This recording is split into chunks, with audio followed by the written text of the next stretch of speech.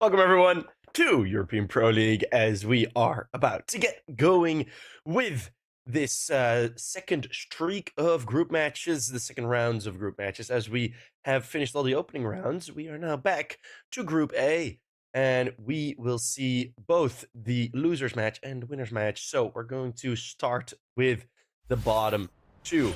A Dynamo ECLOT team that have lost a couple of players, of course, facing this sort of relatively new HAVU lineup, with Alex, Ottoby, and Pekko only joining 13 days ago.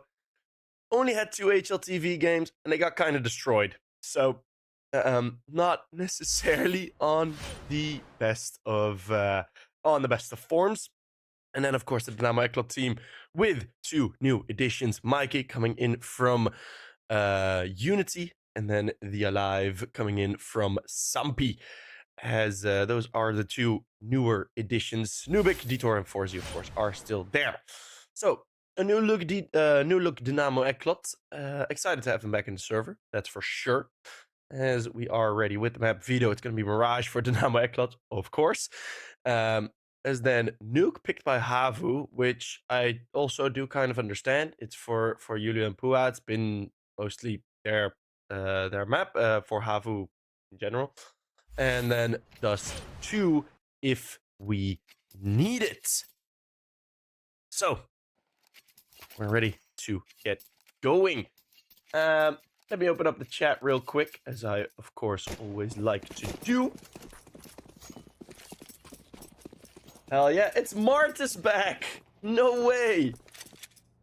Oh my god, Martis back in the stream. That makes me happy. Well, we're so ready now. So already pistol starting Forzi very quick with the opening kill on the push in apartments, and Dieter's gonna take down Elxie. Yuli. Oh, ooh. Looking quite accurate. Really knows the position of Mikey, but still not really a lot to do. Eventually one smoke kill does come through. Yuli, a nice double, but they need a lot more here. Detour's gonna be quick. That's gonna make it pretty damn difficult for Pekko. Oh. Missing all of those shots. It's early in the morning. And it will still be Forzi taken out. Or, well, taking the final kill. It's a triple kill for him.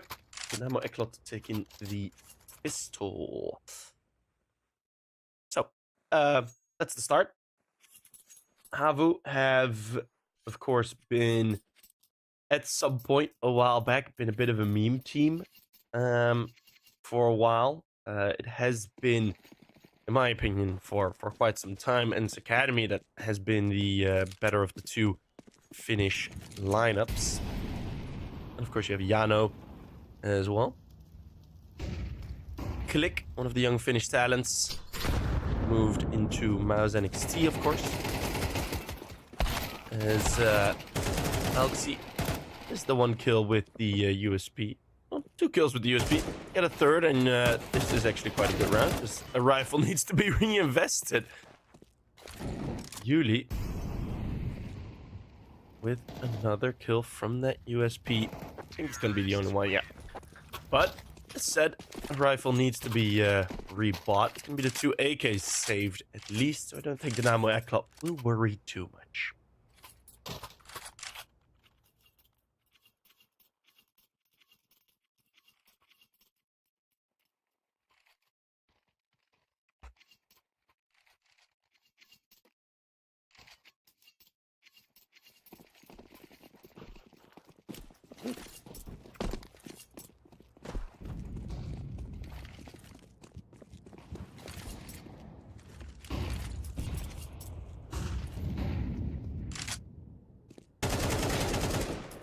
Forzi, nice opening kill. Does receive a dink in response. Oh, the HUD has changed. Nice, we do have the spawns now in HUD. But that's nice. Nice to see. As already with an opening kill, there's a lot of mid presence for ECLOT. It's not really being challenged. Detour and Mikey kind of on their own here. And if Puha falls, that's the A bomb set completely empty. As Mikey and Detour, as soon as all of the smokes fade, they are the most ready with the AKs, and Otto B, Pekko, already looking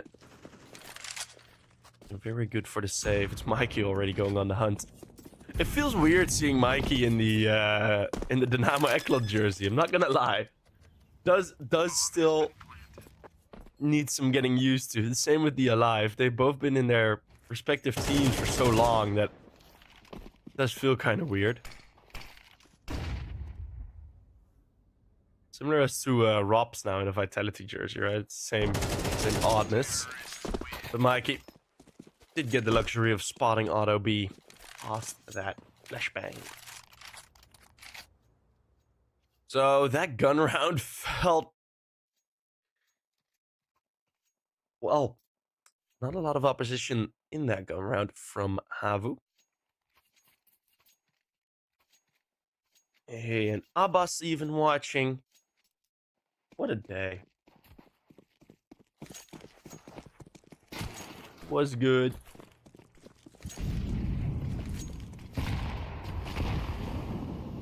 Cheering on the Finns, I imagine. Oh no, wait, you're Swedish. Oh no, it's Donald that's Finnish. I apologize.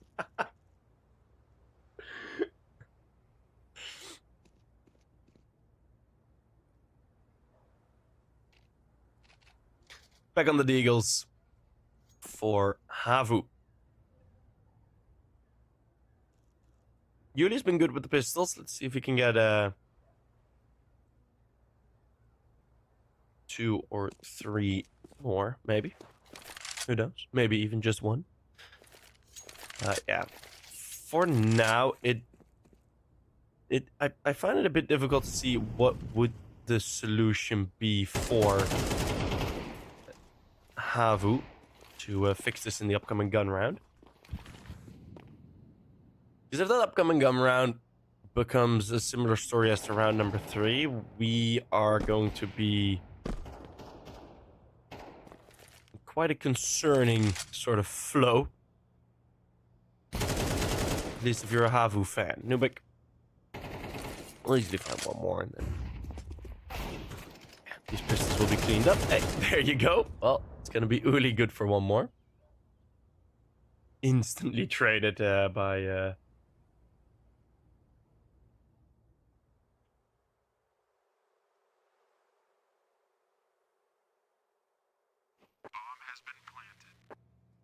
by multiple players. Just Pekko left alive.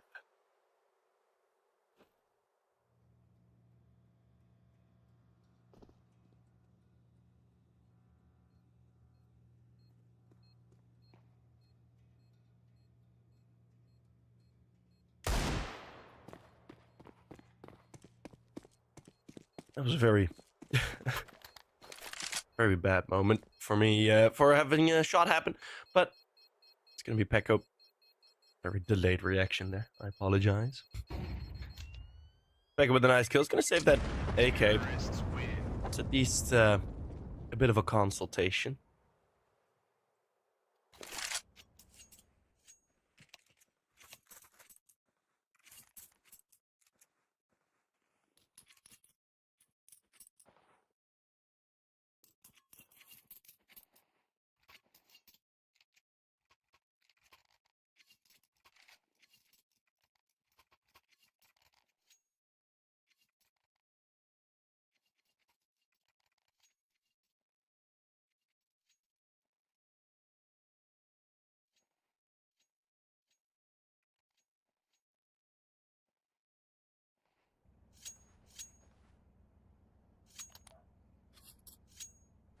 But the guns are out again. The AWP is there as well. Yuli and Pekko, the only one with multiple frags.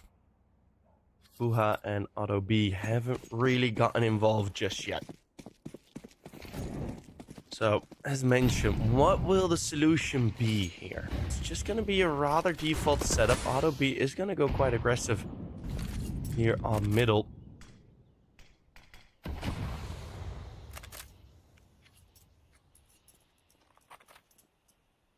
And the double dark setup.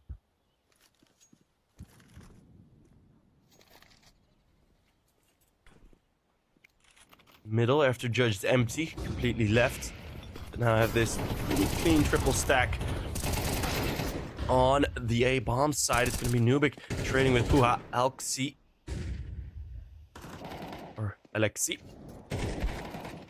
Still staying alive. And Yuli, he's been fragging out. He's had a really great start. That's going to be able to stop the ECLOT from attempting anything.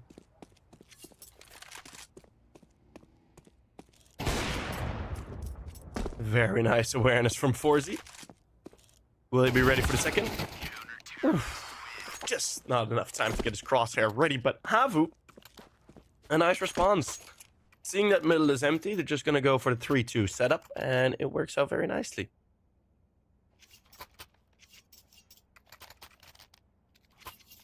A bit of a misjudgment of the entry. I mean, thing is, right, you see that smoke.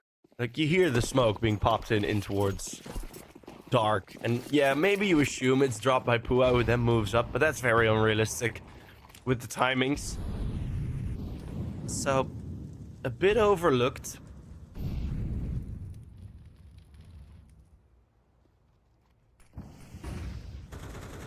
As Yuli, I'd like to open up the window. Auto B with that AWP on short. Welcome to the server as he gets his opening kill on the Alive. The Eliv. Elive. Alexi.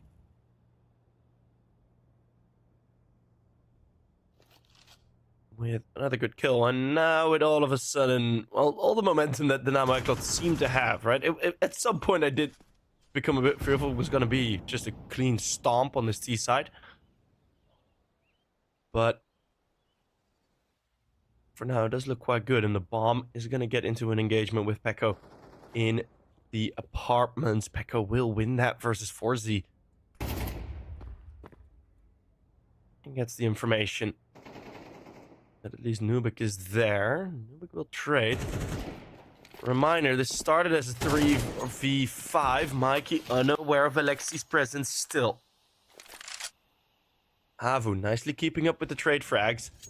And Nuke has one single option. Auto B actually misses his op shot. Allows Nuke in with a bit of an opportunity, but plants out in the open.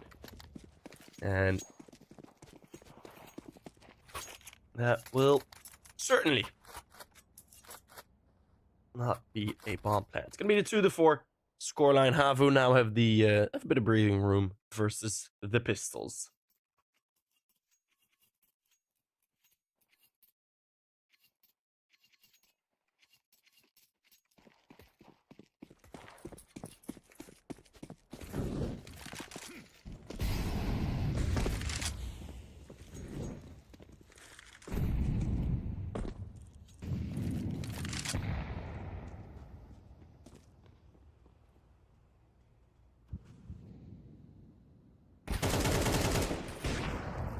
Alexi.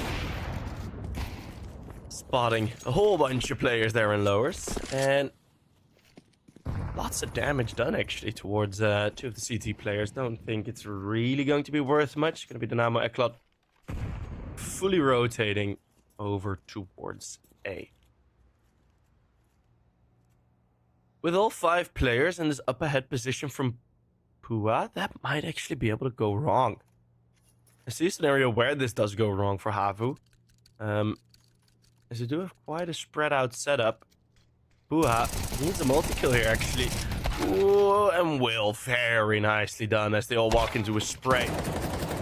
It's gonna be the Pistols dealing with a couple, but yeah. Now you see here, this would have been a 4v3 had Pua gone down without anything. But it's gonna be Uli sharp again. 9 frags already. He's doing pretty damn well.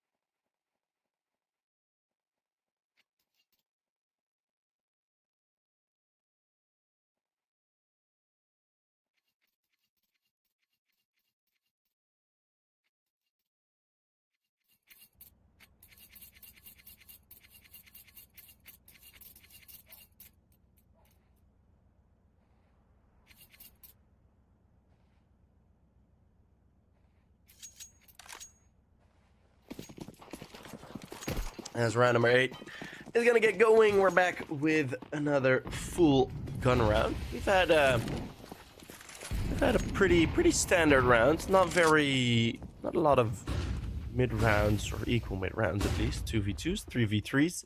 All the rounds have been pretty set in stone from the opening frags.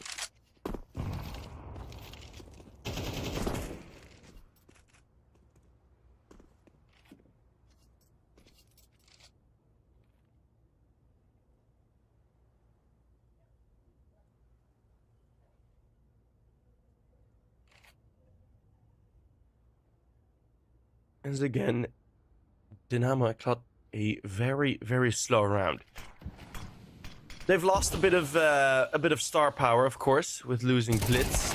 So you just have one player less that can open rounds up. But Mikey can very much fill that role, qualifying for the RMR. Mikey and Detour, similar as to one of the earlier gun rounds, them through middle, just letting them get the frags. And Otto is going to be on his own. It's going to be a real full house for Detour and Mikey.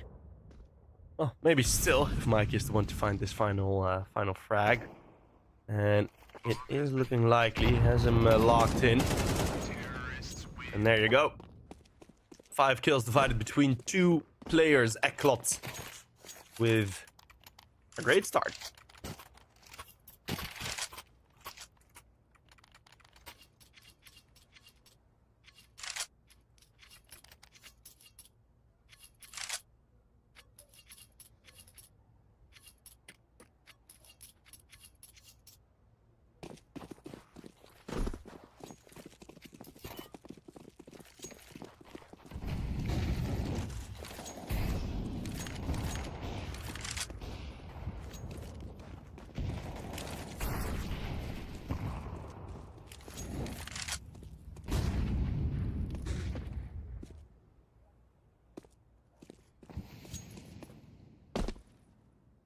As again, through middle, Auto B has been able to fort the AWP. But not much else in the ranks of HAVU. 2 rifles, yes. Not a single helmet. They want to feel the breeze in their hair.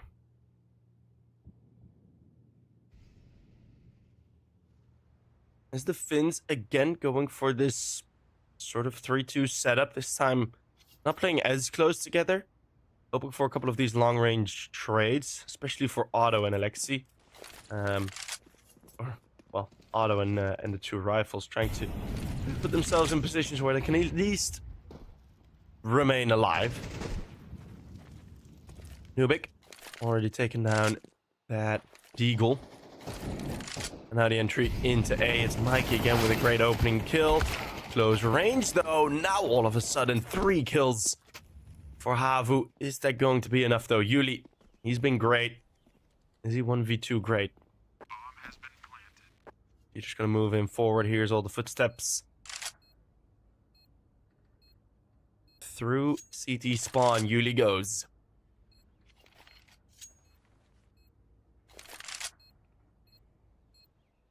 No defuse kit. No util. Pretty much nothing of anything. Now the jump up is there, and Nuke will be the one to find the kill and save that AWP. It's going to be ECLOT continuing their winning on this T side.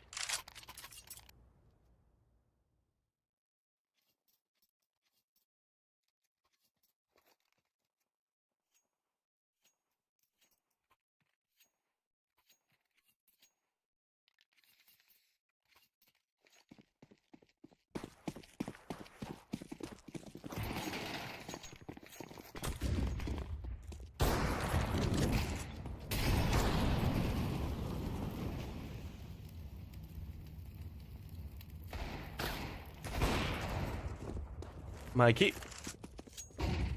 trying to get in close range with the Mag-10, but after getting hit twice, just decides like, all right, I'll be good. I'll be all right.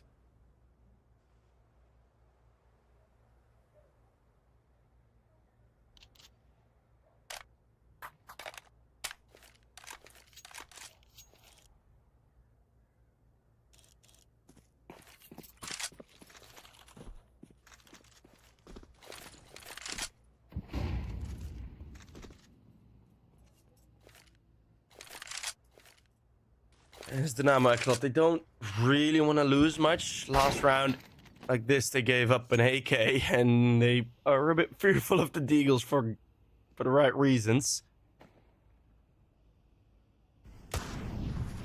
Mikey will not switch to the AK that's been dropped. He's gonna keep himself in the Mac 10. It's feeling like Mike is gonna get the most attention here, more than the bomb, because of course that looming AK at the top of middle. You see all the CTs, they're not even bothered by the bomb. We want that rifle. Nuke trying to come in and take that out of their hands. Alexi trying to force the save. Maybe looking for some more damage here even. Alexi's gonna peek in towards short. Mikey now coming back. Mikey with the Mac 10 fighting off the world. 1v3 in middle.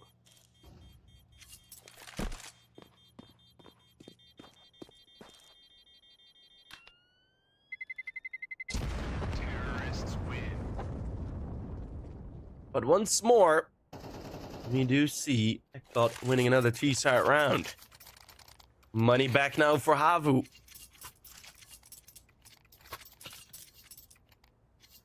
They had some success with the 3-2 setup earlier on in the half. Then, a couple rounds ago, the 3-2 setup got them completely nothing, as they all got devastated by Mikey and Nuke going, or Mikey and Dieter going through middle. So, what's gonna be the reaction? We have the Alive here with 0 kills. Fat, big 0. He does have 6 assists and a lot of flash assists, undoubtedly. Mikey just walking out of lower, an oversight by HAVU.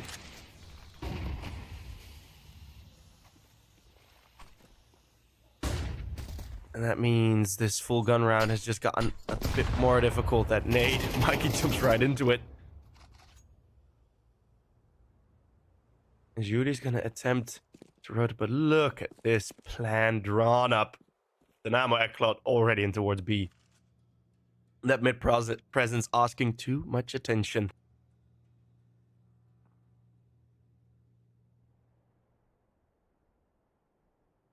On the chair, we still have Mikey being the sonar. Every single footstep he hears, it will be checked. It will be known. And Auto B falling back. Does get 1 kill, instantly traded. Not even able to cross. Dynamo ECLOT still back at looking awesome on this T side.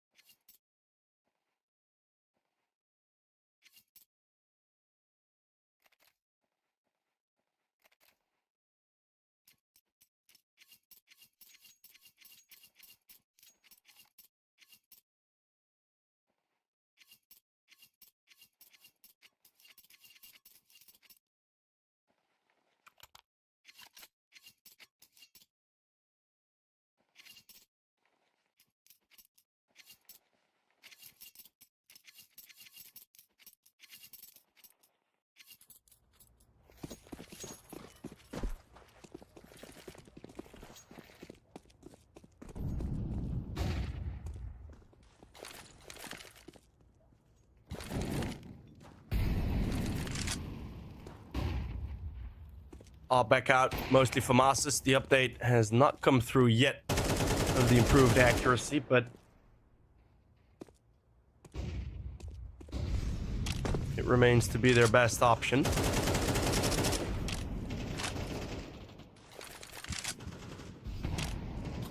Nuke. Bringing on Pua. As through up and up connector, they go in towards the A bomb side already. Full execute. Haven't seen this much. ECLOT has mostly been trying to play this slightly more intricate way of CS as Mikey on the lurk. Mikey, the mid-menace. Alive doesn't even have to do anything. Oh, man. Imagine if the Alive is going to finish this game with 0 kills, having the rest of his team just do the work. That would be beautiful.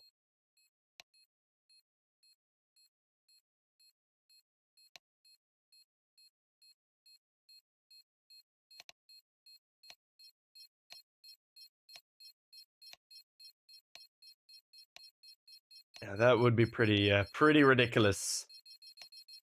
But maybe, who knows? Who knows?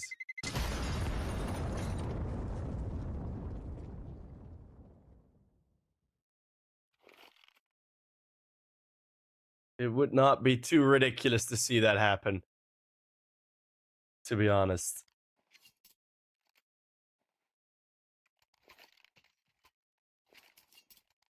Of course, Kreese also out. So a new IGL in, and that is the Alive. With Sumpy getting some great results. And even after losing their star player, Sumpy managed to stay afloat for a while, right? Apparently didn't sell Matis for enough cash, as he did end up, or Sumpy did end up falling apart. Is the Alive now? It's insta-dink. Mikey on the bomb site has a bit of trouble here, but the USP finally good for one. Out Palace. That is going to be the trump card for this pistol round. So for now, there's a challenge here. Detour having to fight with Puha. The Alive and Nuke, they're getting in together. As Nuke tries to hit that headshot on the box. Could go past the angle. Does now. Yuli stuck in the corner. The Alive tries to bait him out, but Yuli times that very nicely. Detour. Ooh, actually does get one frag. Puha is able to trade. That's the Molotov drop, so that's something that could help them. Lost, as now the time is going to be up. It's the Alive with the first kill, Nuke with the other, and Dynamo ECLOT will find double digits after the pistol round of CT side. As somehow, someway, the two 1v1s get one.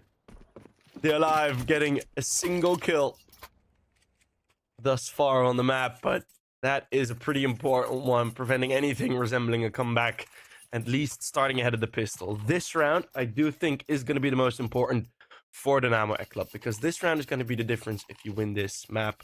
Possibly a 10-8, or 13-8, 13-9, or 13-3. Beat them here, you're on 11 and they're on Nico.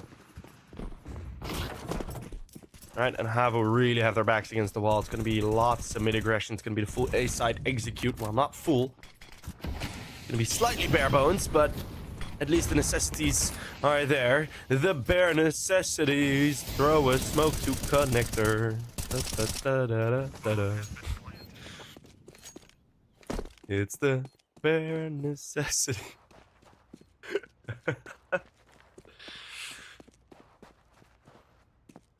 As the bomb plan has come through, Pekko is going on a trip without his favorite rocket ship. Now fighting on towards short. Nuke under a good bit of pressure. Dynamo ECLOT, it is good, but it took way too long to set up to go through CT, and this round they will just give it up. Embrace this as a loss. Detour's gonna go down by the bomb from here, right? Stays alive. Single point of HP. Mikey. Ooh, nice job from Mikey again.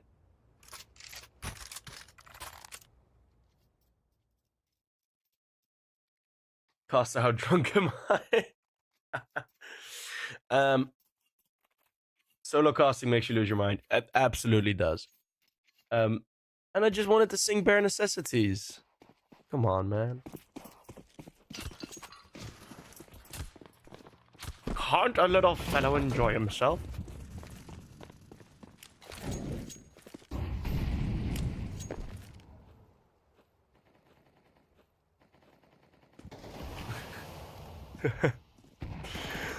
Well, round 15 as Mikey. That's mean. Again, so good. In Unity as well, he was one of the reasons Unity made the RMRs. Absolutely. Has really improved within that Unity team. Really has. Has either changed his training or whatever, decided to work harder, even harder. But yeah, it's results have been showing in the past year and a half for Mikey. Impressive to see.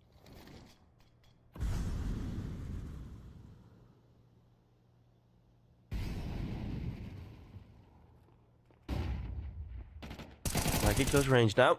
And again, it's one more. Just ready for that slow walkout. Another one. A triple for Mikey. Just the only reason he doesn't get more is he runs out of bullets. The last two from HAVU, very low. And a triple from Mikey, facilitating a nice 11th round for the Dynamo ECLOT.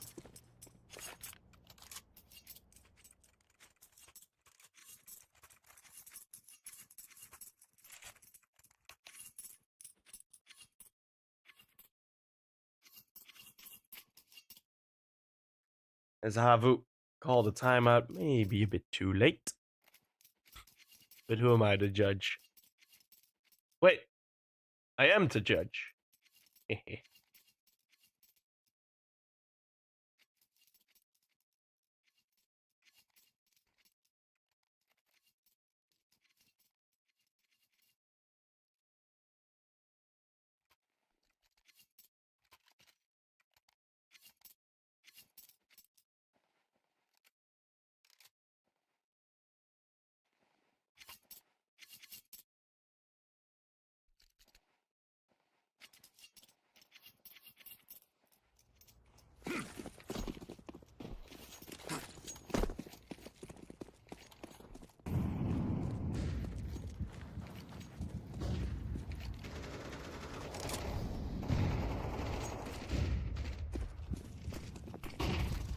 Well.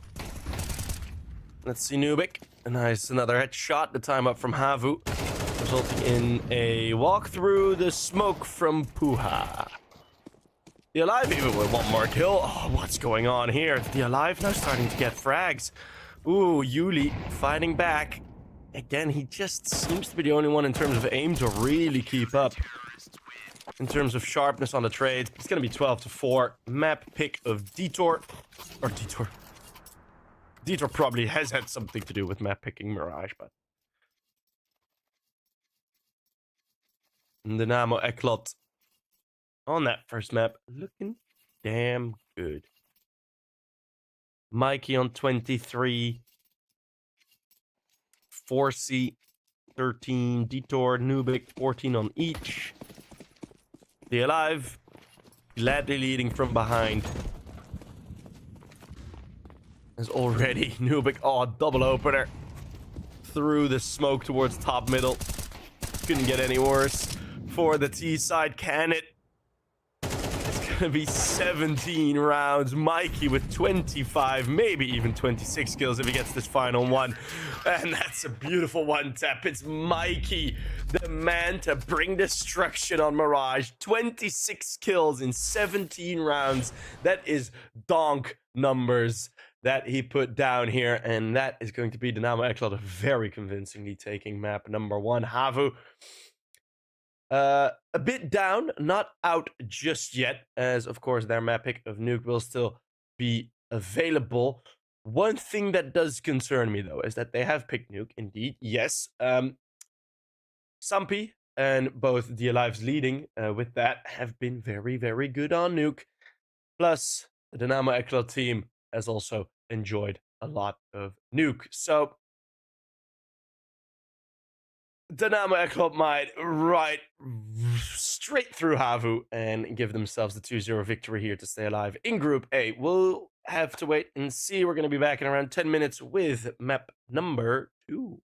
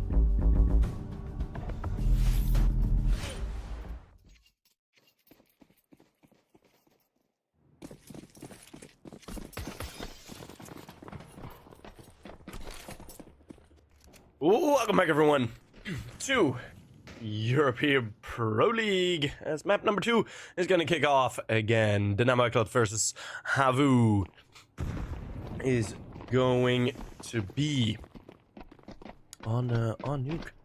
This second map, HAVU only getting 4 rounds on the first. Now, this T-side round is looking pretty damn good already. There's going to be 3 players here towards the lower bomb side, but these Glocks at the close range, significant advantage. A 4C will be dropped as well. 2 versus 4, and in a retake that is very improbable. Mikey.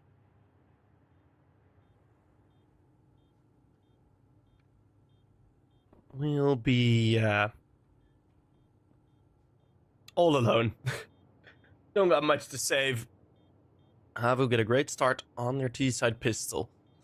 I'm wondering, with only 1 kill coming through, Nuke is a map where the CT force buy is absolutely viable. Terrorists win.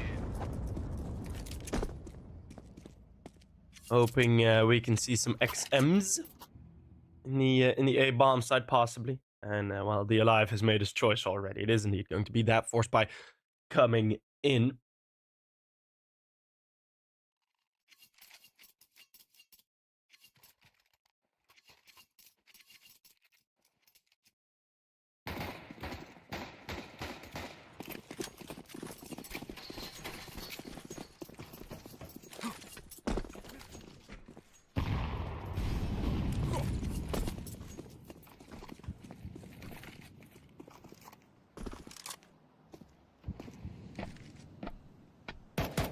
Two scouts. Those are going to be the damage bringers. Those should be the damage bringers. You can do a lot with 2 scouts. HAVU have picked the right direction to go.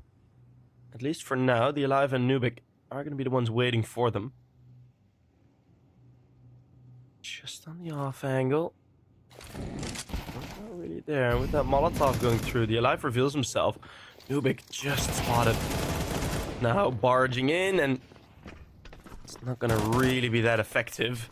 The Alive trying to get away, but punishment thrown his way should be able to get the HAVU around. 2 scouts in the ramps. Detour falling within the bomb site. If these 2 scouts can get more than 3 kills, I'll be baffled. There are 2 smokes still available. But 2 scouts are going to be saved. Or at least attempted to be saved. As that is still very powerful to bring into the next round.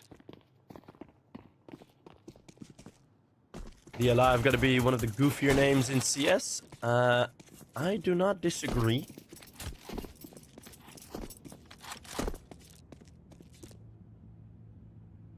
I've had people try to correct me on the pronunciation of it, like Eliv or something, but yeah, I'm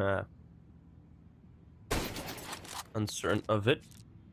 These scouts can get some aim practice for the next round, although a little pressure already. HAVU realized, hey, we only bought rifles. Let's not go for the hunt here. That became quite costly in the first map, so early on in the half.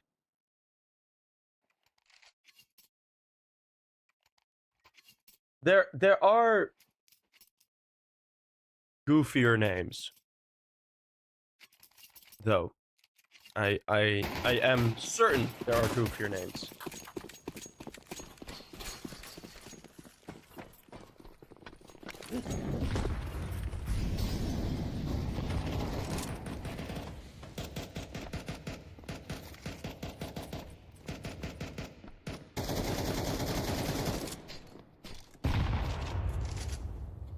Well, again, these pistols, P250's now bought as it's the cheapest resolution to outputting more damage.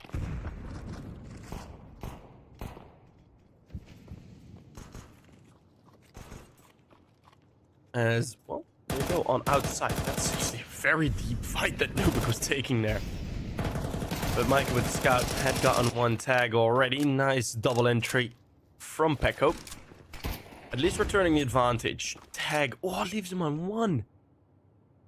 Single point of HP. You see Nuke instantly trying to go for that hunt again.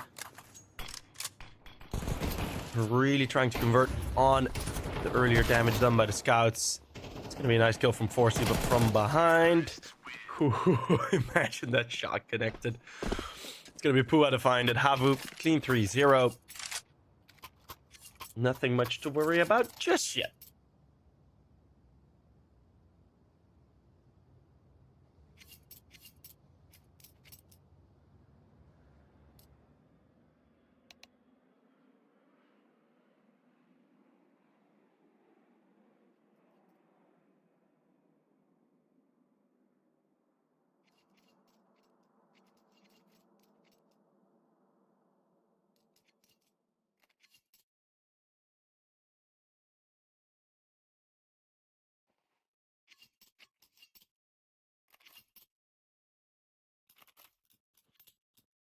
No, there are some goofier names. The story behind it is actually pretty sweet. So we've had the timeout called. It's an Argentinian player who I forgot which team he's actually on at this point. I think he transferred again. But his name is 1975. As in just written out, just 1975. And I was like, well, I'm not going to say that during the cast. So I figured out his real name. His real name is Gabriel. And I messaged him, actually, on Twitter that I was going to call him Gabriel and if that was okay. And then he mentioned, yeah, sure, that's fine. I understand. And then he mentioned, it was like, oh, I have my name, 1975, because that's the birth year of my dad, who I really love and who has supported me a lot. Which I thought was really sweet. Nice opening kill by Mikey, as Forsey chiming in with one as well. Forsey does get traded, though, by Auto, sticking around a bit longer than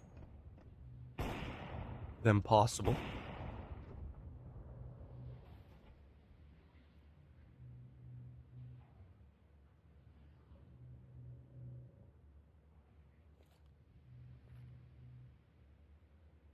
And Nuke, oh, this is a lovely move. Radio silence on ramps. We realized, well, probably not going B. And Mikey getting ready to go up. Popping in a smoke. But Pecco tries to be ahead of it. Mikey's aware. That is so well done. On the solo play for Nuke and Mikey. This is a very nice job. Nuke will go past as Auto B just pulls out a nade as the bomb dropped. Individual plays at a very high level here for Dynamo ECLOT. Great reads. Chinese Valorant. I can assume Chinese Valorant has some crazy names. I can't even be bothered to pronounce that.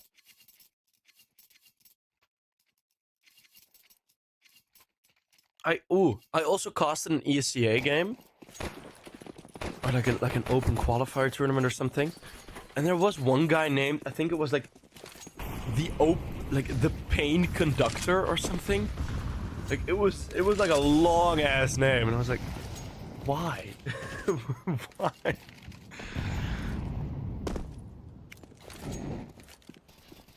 I think it was ECA, actually. Yeah, they lost like 16-3.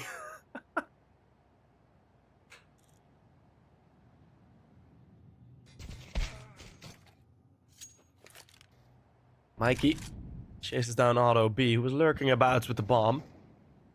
Mikey's not going to make the same mistake Forsey had, but all the way through along outside, HAVU have already pushed. This wraparound, it's gone slightly out of fashion.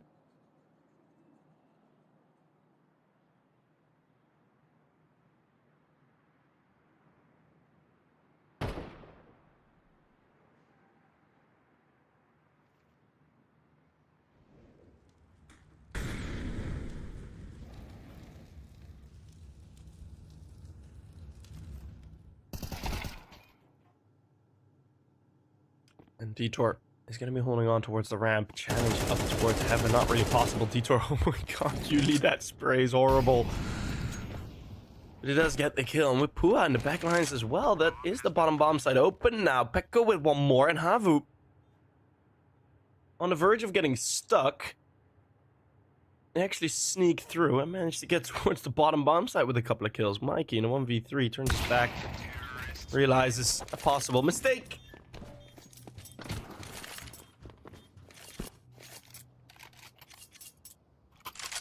And it's going to be the 4th on the board for HAVU. So they have already equaled their score of the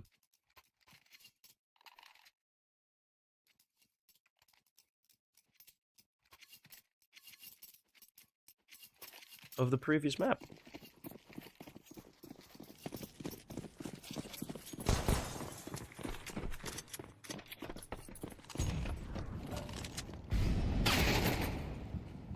Oi! Nice opener. Yuli. Heard me calling his spray poo-poo in the round before. So that's his response. Dynamo ECLOT. They're kind of struggling here on the CT side. It's been 2 gun rounds lost now. Both kind of because lack of trades, and HAVU, they are going unpunished on these outside walks. Dynamo ECLOT keeping a lot of inside presence, but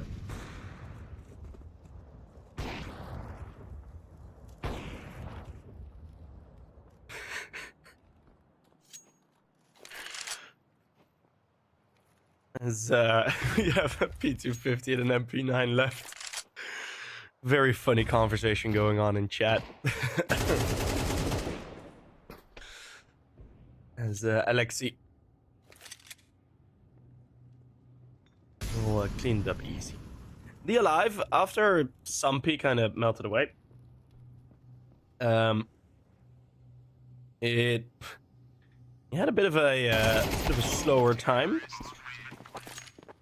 Don't know how much work he has done in the off season, at least on his aim, as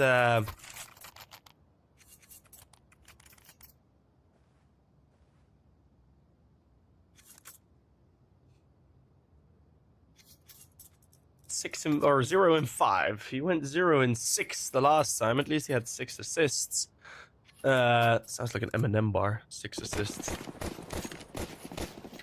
And then he rhymes it with like exorcist or something. Further on. It's gonna be another full gun round. And again, just not really anyone on outside. Look, the thing is, Mikey is all alone on outside, which is fine because Mikey is really good. He's a really good player, but should be with only 2 players here on the A bomb side. Again, Alexia Pua just very cleanly these set plays, set plans. I mean, HAVU, their mid-round reads was absolutely where Dynamo ECLOT had the advantage over them in Mirage. But for now, we really haven't seen Dynamo ECLOT forcing any mid-rounds. They're gonna start to... You must take more fights. This isn't going well.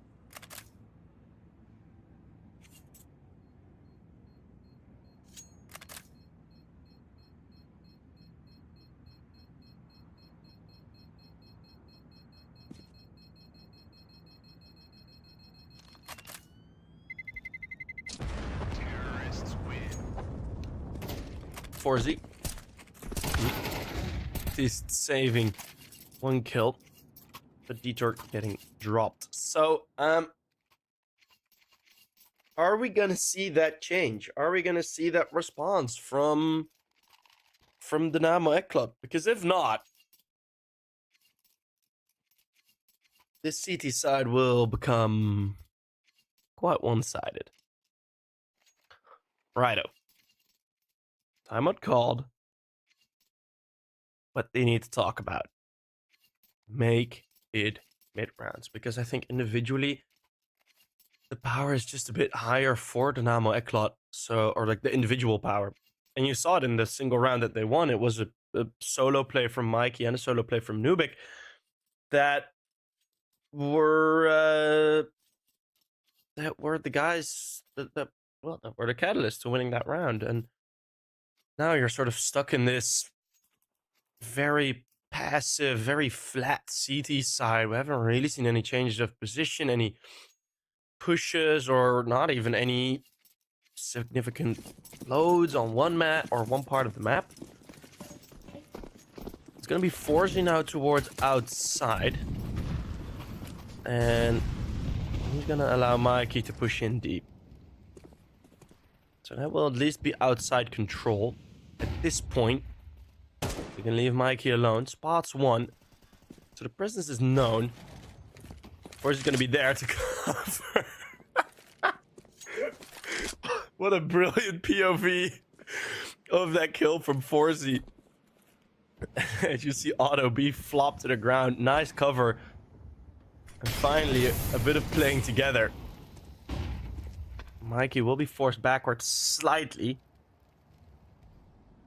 But that's fine now, right? There's a lot of presence ramp. It's this triple ramp setup. A full retake over towards A. Taking some risks here, ECLOT. But it is going to be working out for them. Alexi. Very sharp. On to Mikey. Nuke. Let's get the kill in the retreat. 3 versus 4. You do have that one-man advantage, but the push through ramp, there's no one within the bomb site. And all of a sudden, you see how lost HAVU is. You see them looking back and forth like, wait, where's the CTs? 4Z now. Yuli and Pekka thrown into the 2v2. Nice peek from 4Z. As he knows Yuli is still left alone. All by himself. Nuke on low HP. He's going to come in with a very long flank. But if Yuli finds the right timing to turn around here, well, it's not even necessary. It's 4Z with the wallbang kill. And 4Z with a nice triple.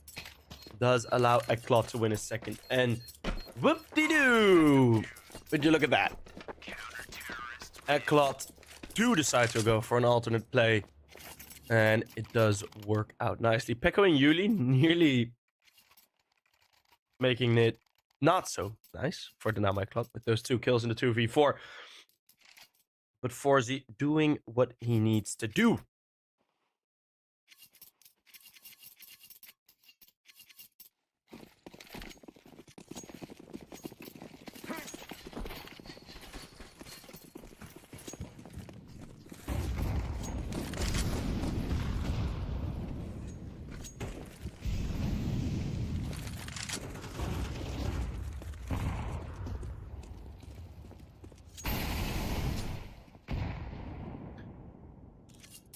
As just past the blown open smokes.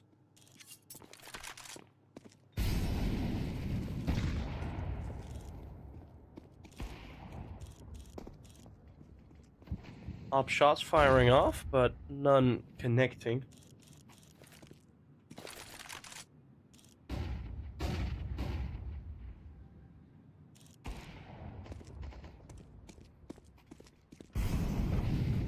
Forzy on the outside, trying to stop this wrap from happening. HAVU are really adamant. Let's see if Mikey gets protected enough. Pekko, oh, what a straight transfer! Onto Detour as well.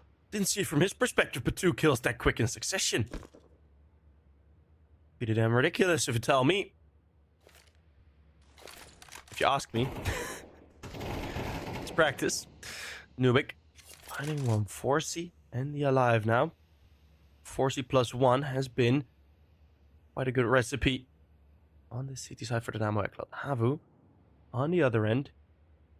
Going for a nice wrap over towards the A bomb set. As soon as the smoke fades, we're going to have an op-v-op battle. Zoomed in. Otto doesn't hear it or doesn't react in time. It's going to be Pua.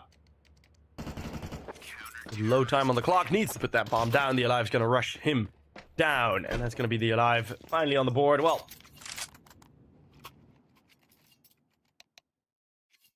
he has more kills than Detour actually at this point. And HAVU realized, like, okay, you know, going for these same sort of rounds that we've been going for before, we show the same signs, right? That's been HAVU for sure.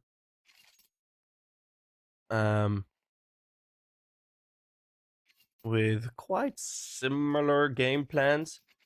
Of course, you can't, like, you don't need to overcomplicate things for yourself on the T side, but you do need to have, like, at least 2 or 3 responses ready, right? Like, okay, well, there are 4 or 5 smokes down now. We kind of get stuck on outside, and if Peko doesn't get that spray transfer, that is the round done there.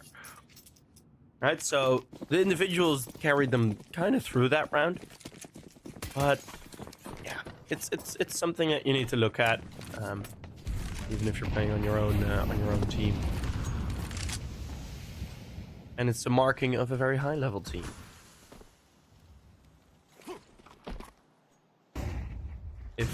If all the things I mentioned go correctly all the time, you know, that's what I was trying to say.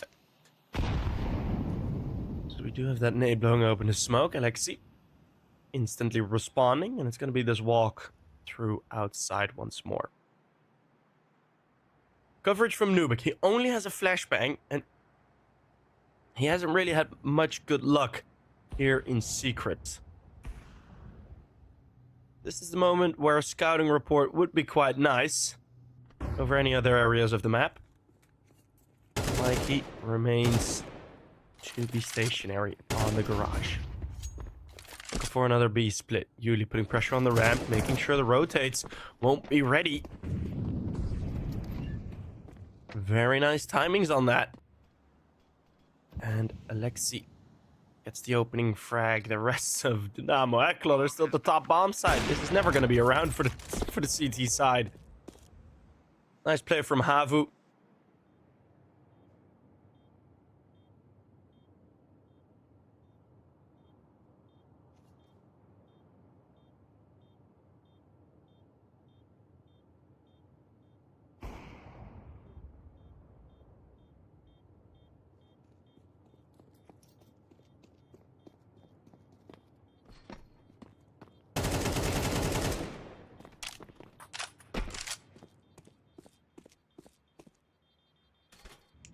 And another nice kill, preventing some more saves. And HAVU making a nice change-up. I mean, you really see the timings on that, right? It is right before HAVU really decide to cross those thresholds in secret, right? Those crossfires towards double door, single door. Right before that, you see the engagement kind of starting towards the A-bomb side and towards the ramp. There on ramp is going to take a couple of peeks just to keep the guy busy. And at that point, when Nuke goes down, 4Z can't just rotate in. It's going to be Nuke. Nice peek, at least standing in a molly. Fasting towards A. Mike needs to do a lot, but oh, pulls out the pistol at the wrong moment. M4 possibly empty. And now you do have 2 players, or 1 player at the bottom side. That is 4C, but that's not going to be worth much more. Are we going to see another 9-3 half?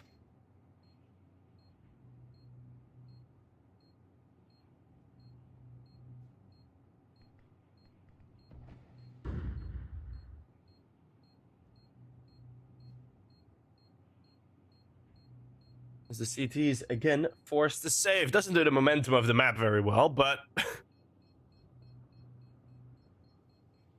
something that we're probably just gonna have to deal with.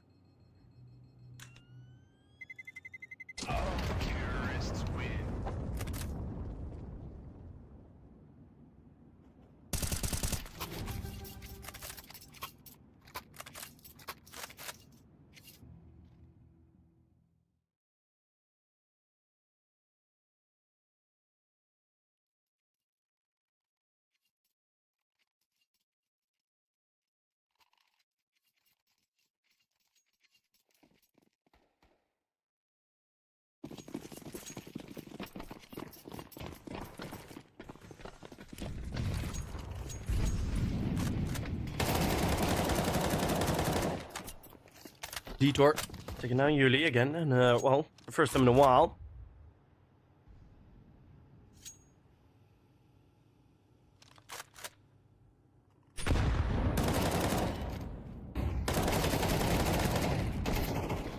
Tour keeps fragging, keeps fighting. Finally some more aggression.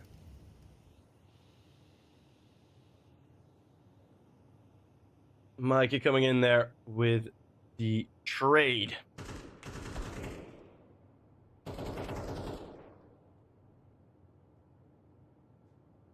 Alexi. Ooh, Alexi with 2. We're still on board with Nuke.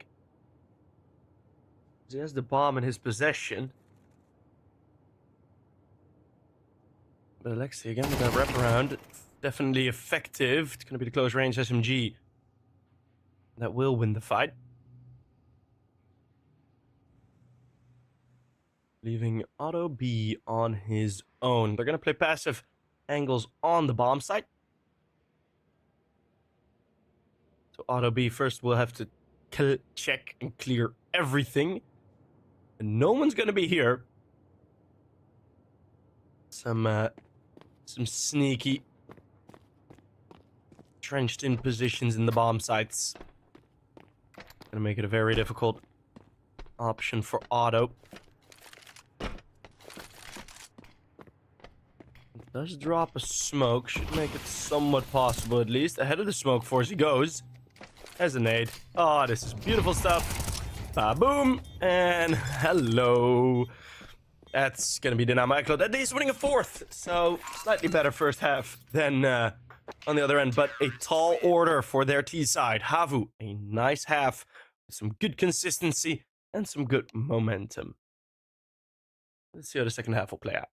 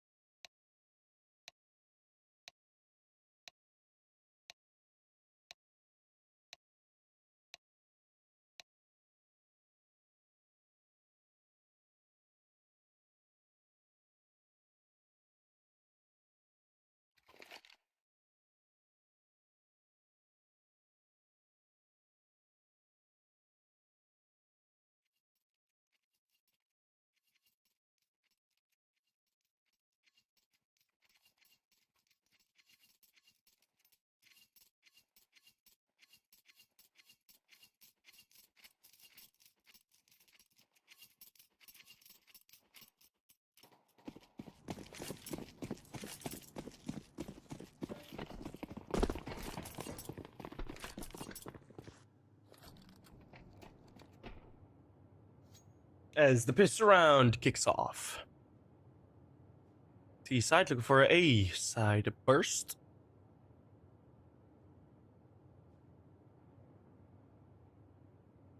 Although, ECLOT just clearing their behinds real shortly. Don't really know what the idea was with that. A nice nade. But Mikey and Forzy get the T side openings. The war to B bombs that delayed, but somewhat a similar plan. And with one man up, it's again Pua, who hasn't really been fragging here on Nuke. Pua and Pekko, they had some sharp kills. It's a fight with the open doors. Alexi, the one to find 2. All of a sudden, that advantage is gone as Dynamo ECLOT try to really force the fights with Mikey and the Alive working together nicely. It's gonna make it so difficult. Pua gonna be down below, spotted. Pua turning back and forth and back and forth, and back to an ECLOT pistol round win. Is Alive top fragging? Oh wait, really? No, he's 4 kills.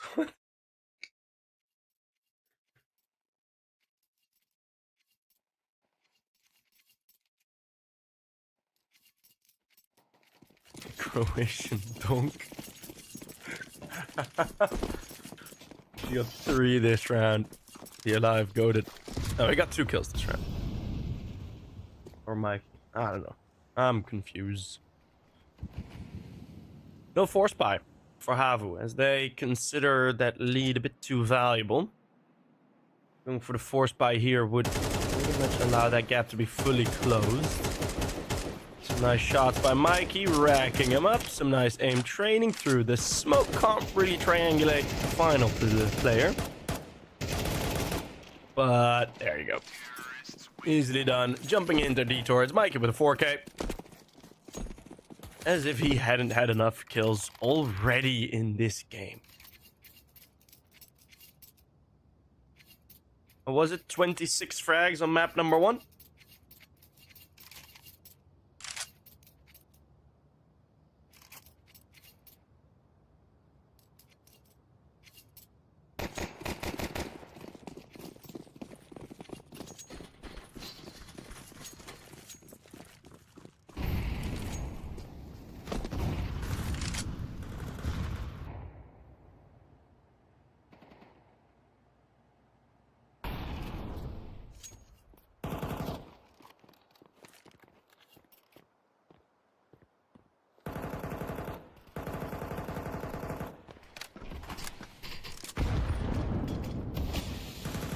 The Galils for ECLOT still there as the rifles brought out by HAVU.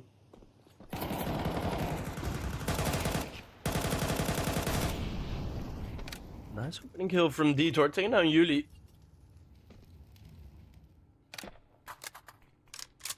Pretty solid opening kill.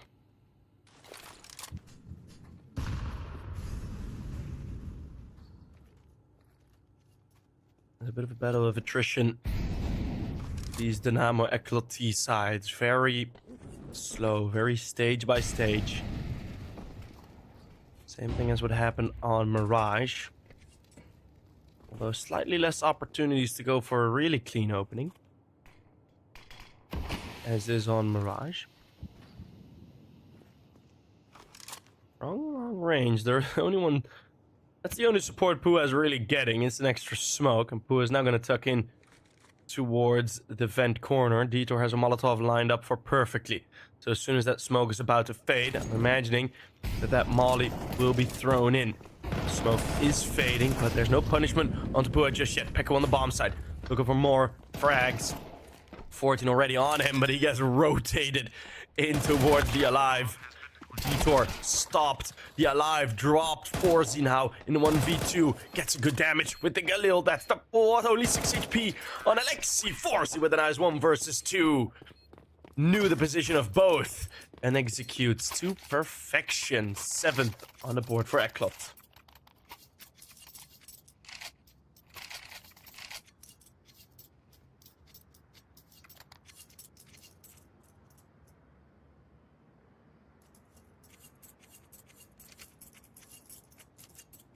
Back to the pistols for HAVU.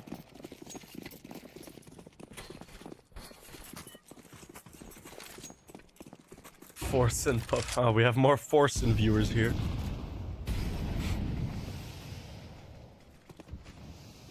Finnish people saying they watch Forsen always reminds me of that one clip of the guy in the dress.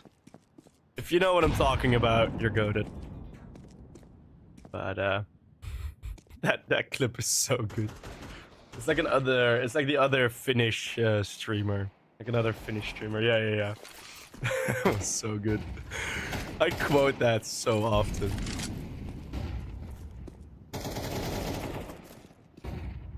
Nuke taking down Auto as the rest of these pistols haven't really don't really have a chance. Alexi's close range, maybe good for 1.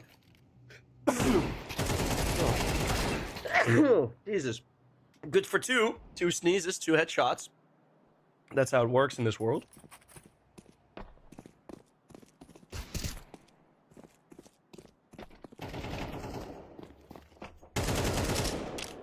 Detour and Nuke, 2 more trades, and that should be able to be dealt with quite cleanly.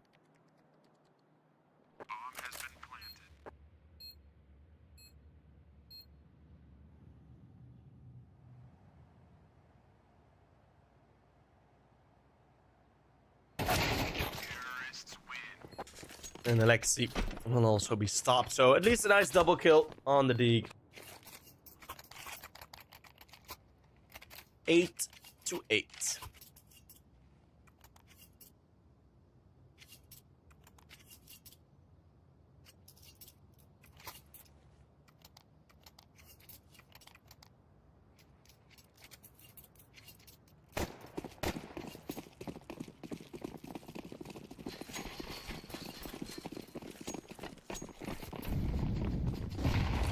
As Dynamo's ECLOT T side, the side that they won so many rounds on Mirage, is looking quite good now. It's going to be the Alive with 2 trading on ramp. We didn't see anything happen there, but we do know both Pecco and the Alive both getting a double kill. And that means a mid-round. ECLOT finally finding the ability to force these type of mid-round situations. And that's where they've been doing their best work thus far. There's going to be a flank coming in. It's going to take a while before it's actually there.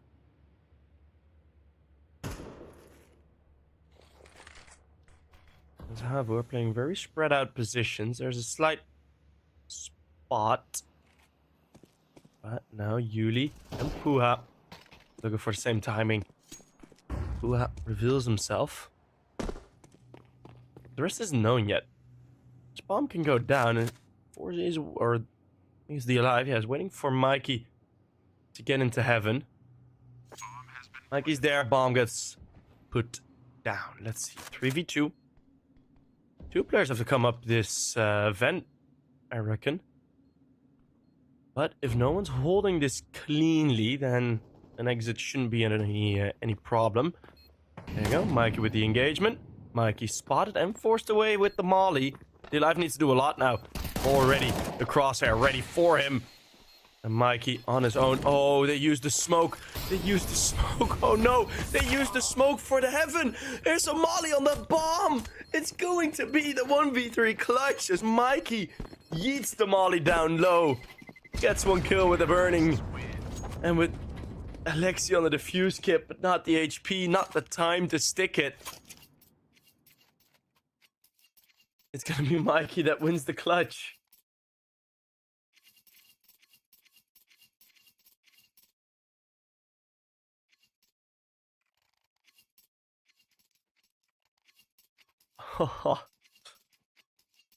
Not taken in account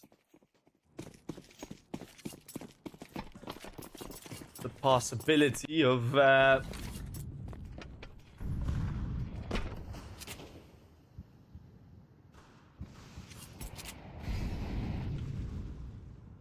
Molotov still being there.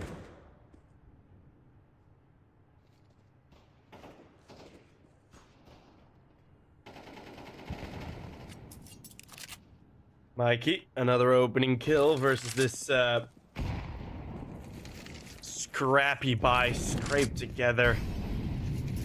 M4 on Yuli, Mag 7 on Pecco.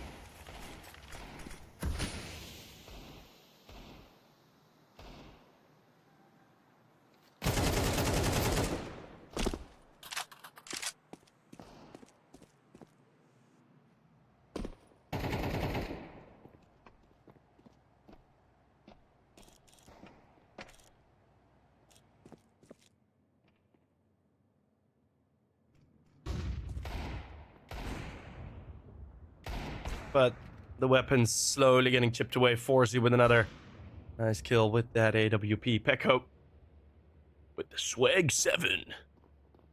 Still gonna be alive. Can he get a kill? I'll be happy if he gets a kill. I'm gonna be realistic. I'm gonna I'm gonna say something bold here, guys. I do not think he's gonna win this 1v5 clutch. Damn.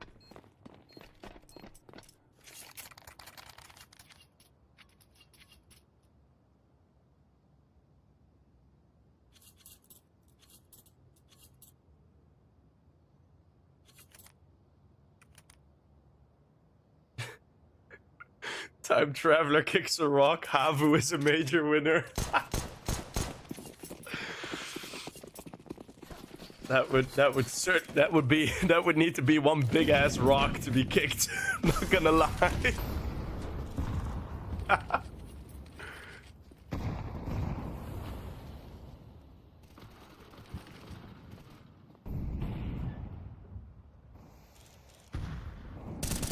There's 8 to 10 on the scoreline.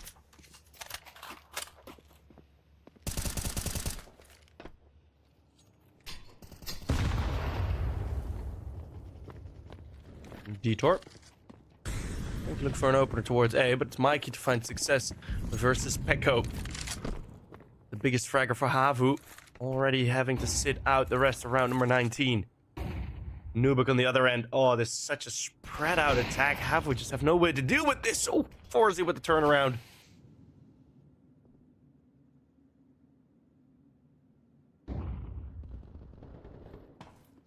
Forzy with the kill onto Yuli, and gonna be the op of Auto B. Remaining alive, not that impactful at all thus far on this CT side. He's gonna need the 4K.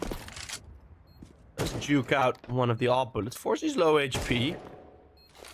Detour will probably find a nice timing for that peek. He does so too. And ECLOT are gonna be on 11. HAVU, not a single round yet, and they're gonna be calling in another timeout.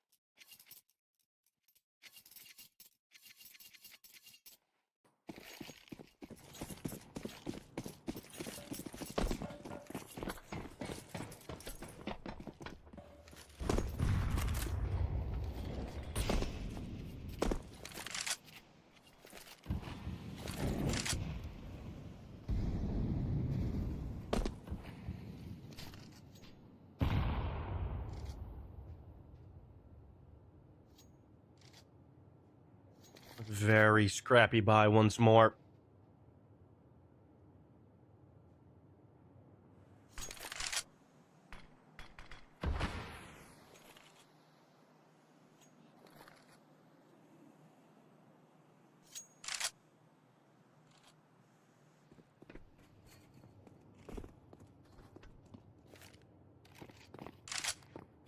No real pushes yet.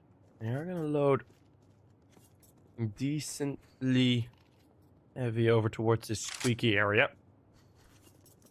Of course, with the shorter range weapons, that is pretty much your only real opportunity.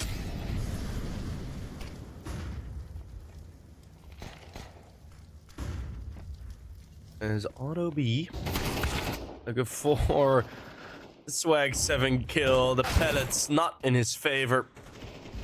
Mikey going in for this very big flank. The rest of his team does need to kind of stay alive for this to actually be effective. 20 seconds left. It's 2 kills from HAVU, and this could all go wrong. As Puha flanks, Mikey then from the top. Should be all right. As Alexi does find one more. Won't be able to stop the bomb. Just push out forwards. But just enough time available for the side of ECLOT. 12 to 8. Full gun round, preventing overtime is now the only opportunity, or, well, preventing the map win, getting overtime is now the only opportunity left for HAVU here in this 22nd season of European Pro League.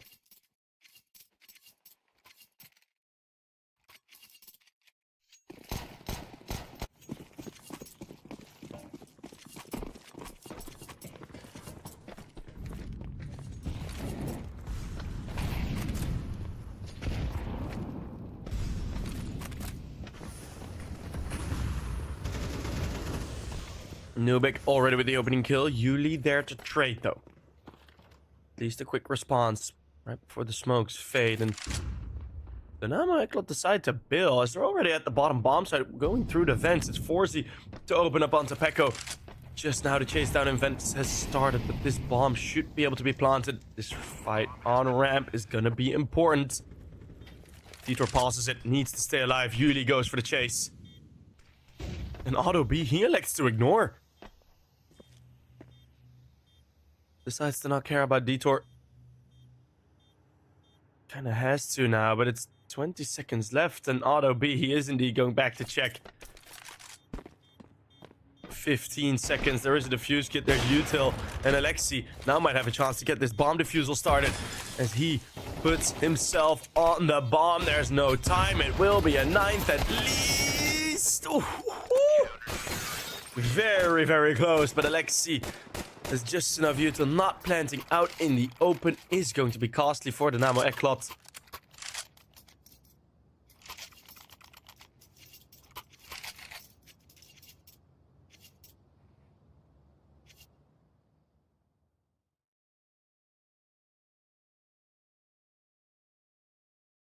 But HAVU losing everyone.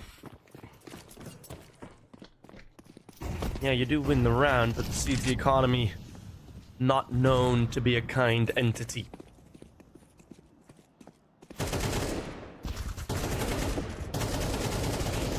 And that is some opener, completely no smokes.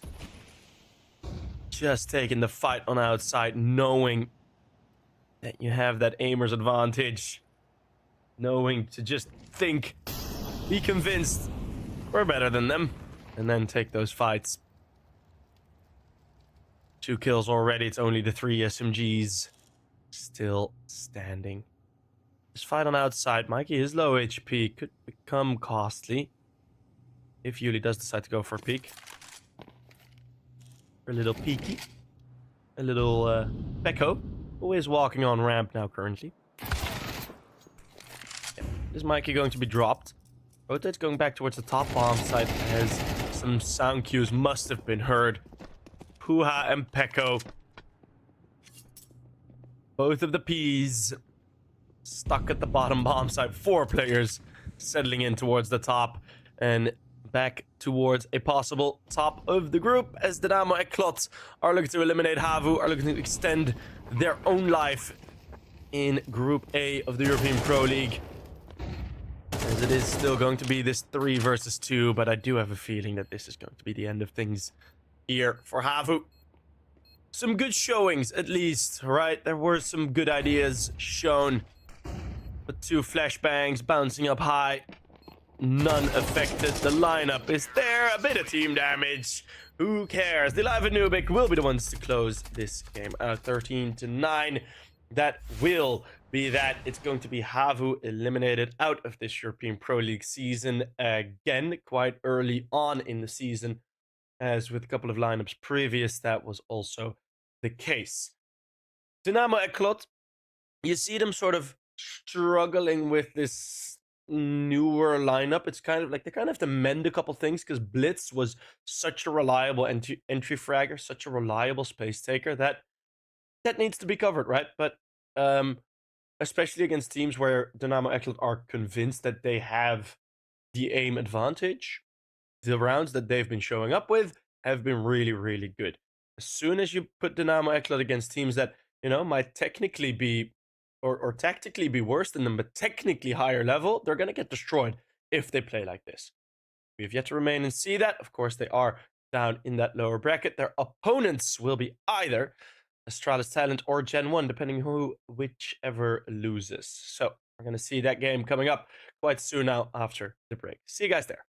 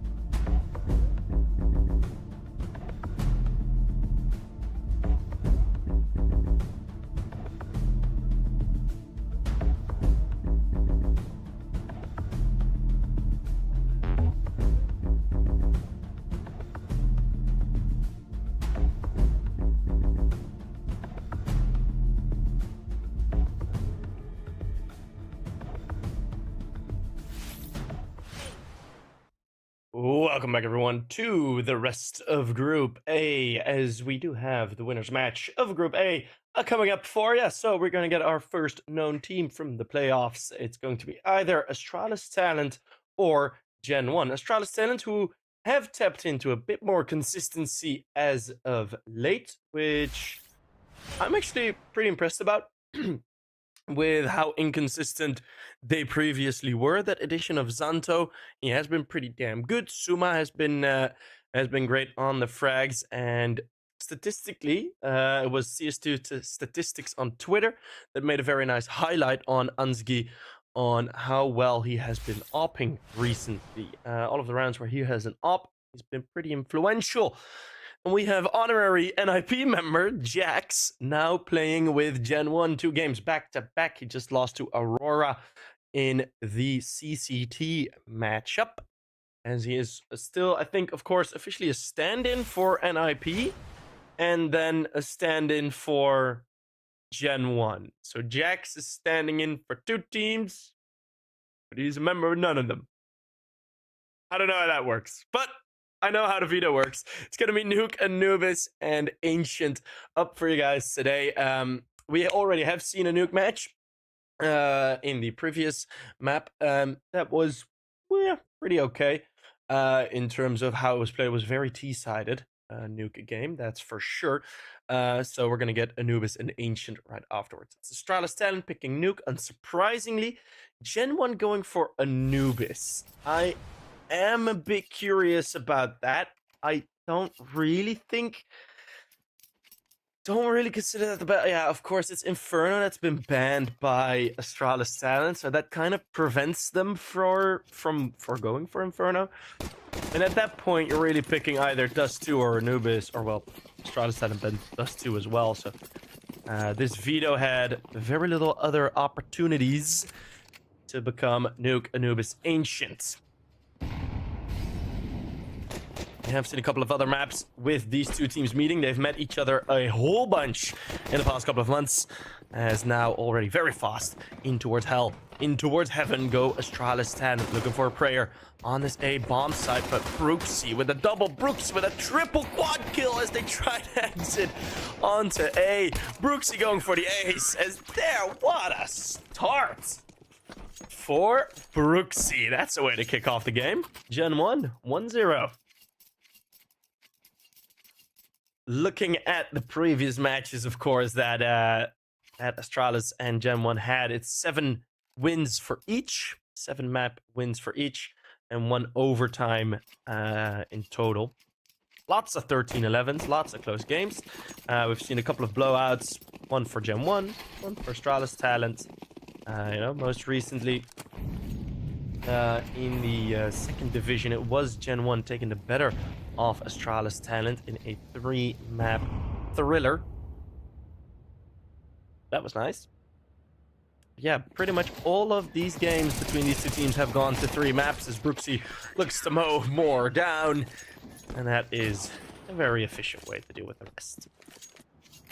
1 time, and that was lots of editions back. There was a 2 map. But the previous 4 times these teams have faced each other, 3 times in November, all have gone to 3 maps. So you guys know what you're into, what you're in for today, dear viewers. As of course 10 million of the viewers are currently watching on the KRL stream. Of course, it is his organization. He has the right to. Usually I get kind of bummed out when those other streams happen, but with KRL, I understand. Kersey does get taken up by Kier. Nice open up. He starts on top of that mini hut very, very often. Taking that over from players like Kerrigan. Bit plays there quite often as well, if I remember correctly.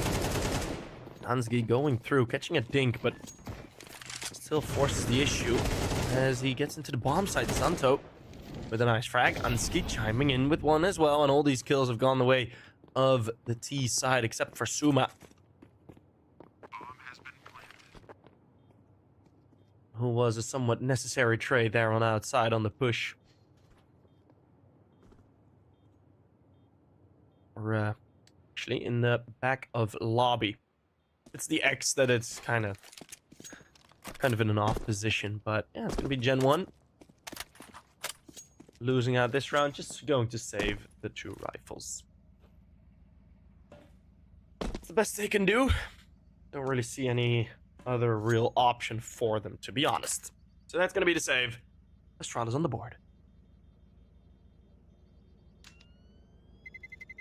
Terrorists win.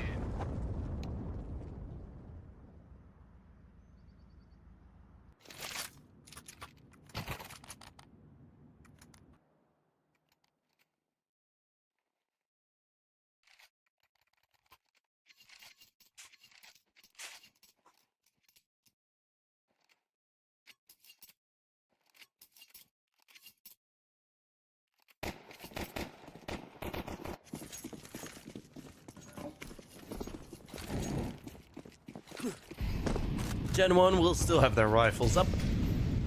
So we're after the couple of clean rounds at the start.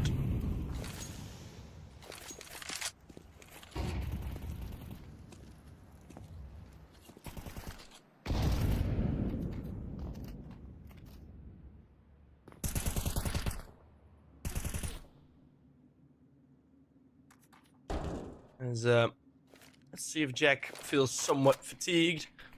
Maybe happy to speak French now instead of English for this map, for this game.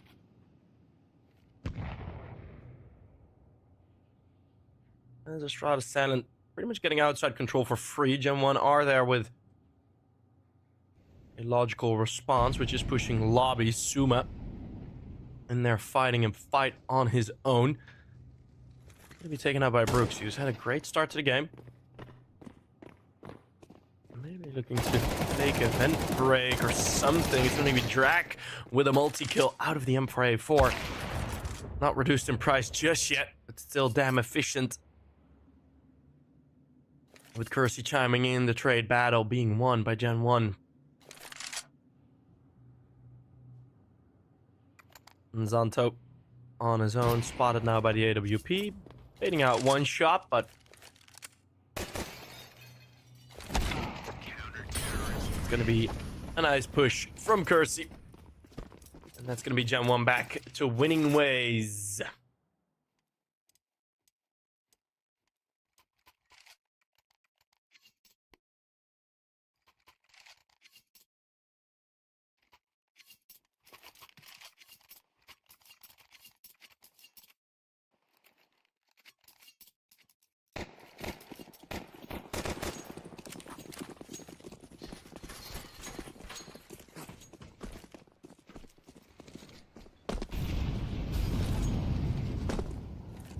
Jack's indeed having a pretty okay game, having the exact middle rating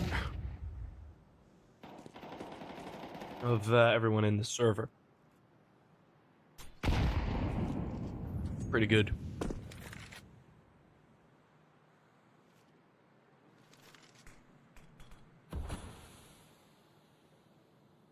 But it was not enough.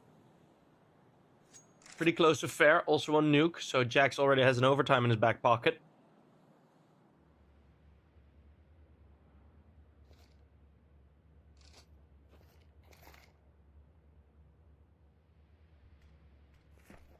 As again, a slower round approach. Light weapons for Astralis.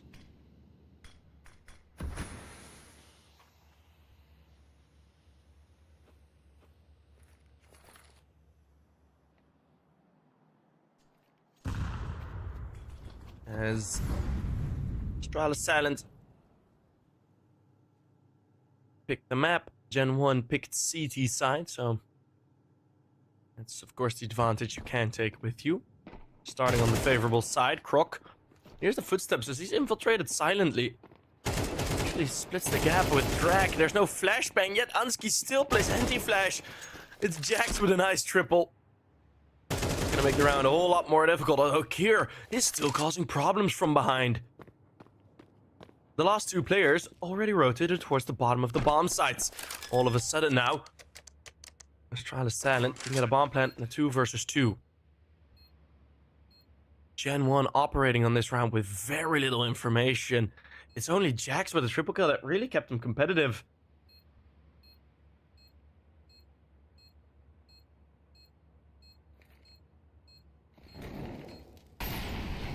There's a Molotov thrown, no one in that corner. Kier's gonna go ahead of it. Is this his round? Yes, it certainly is. Kier on Croc with the full house divided between them.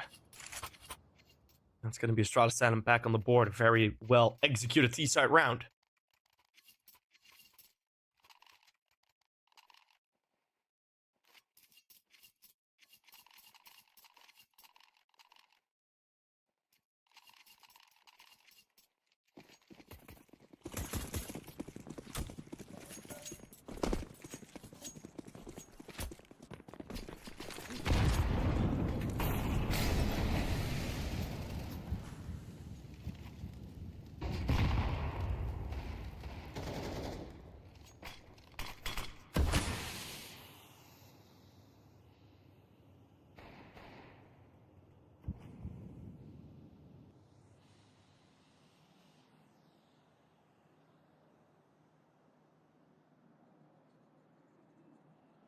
Another walk around, and again, efficient.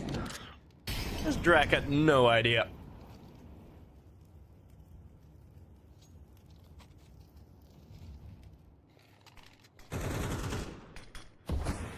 Costers, this is CT-sided map. In theory, yes. But not as much as it used to be. Very nice timings on these plays. How does Suma get that kill with a Mach 10 long range?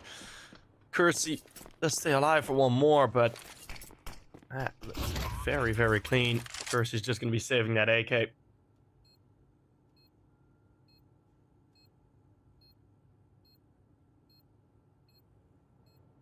Yeah, looking very, very good. Astralis talent. These solo play rounds, it's, I'm guessing, going to be a bit more difficult heading into the next full gun round, as GenOne will of course have a bit more util, so they don't necessarily have to hold every angle. And the pushes, of course, will be with slightly less information. Astralis Talent tied the game up at 3.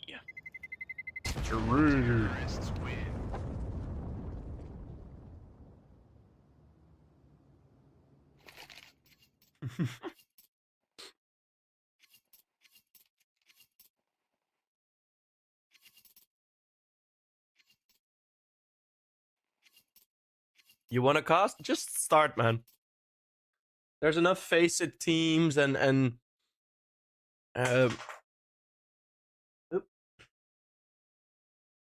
enough teams playing face it and stuff that really do appreciate and do promote if you're willing to stream their games and cost over that, and all of a sudden your name gets tagged left and right, and they're like, oh hey, you know, this guy can actually cost and is willing to stream, yada yada yada. And that's yeah. And if you're good enough, you get asked to do tournaments.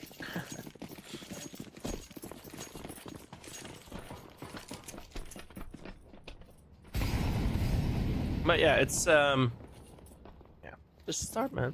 Anything in life, just start. Next week I will cost Cologne. Yeah, costing Cologne will for me, I've for now I'm costing just over 2 years. If I want to cost Cologne, it's probably going to take another 8. Like, no kidding. 8 years would be quick.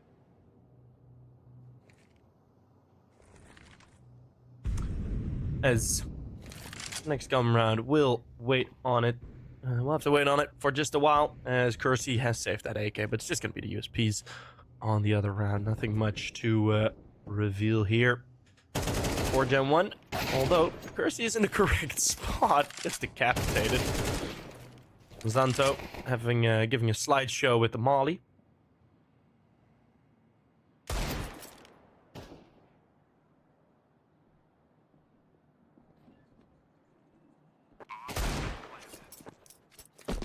Nice shot by Jax. Not gonna be worth much though, is it?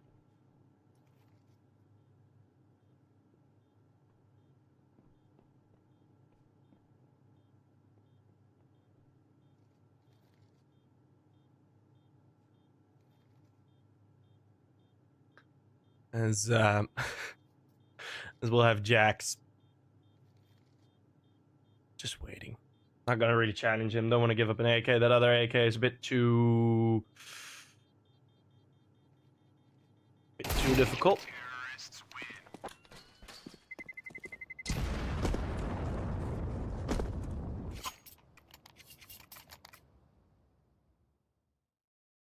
Did Jax just play again with NIP? Yep. He is currently, I think, still officially a stand-in for both teams. I'm pretty sure.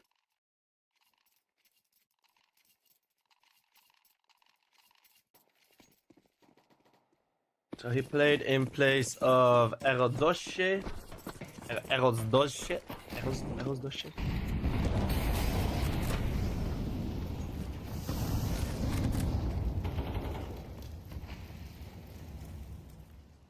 And again, through outside, a spot where GenOne haven't really been able to stop much of anything.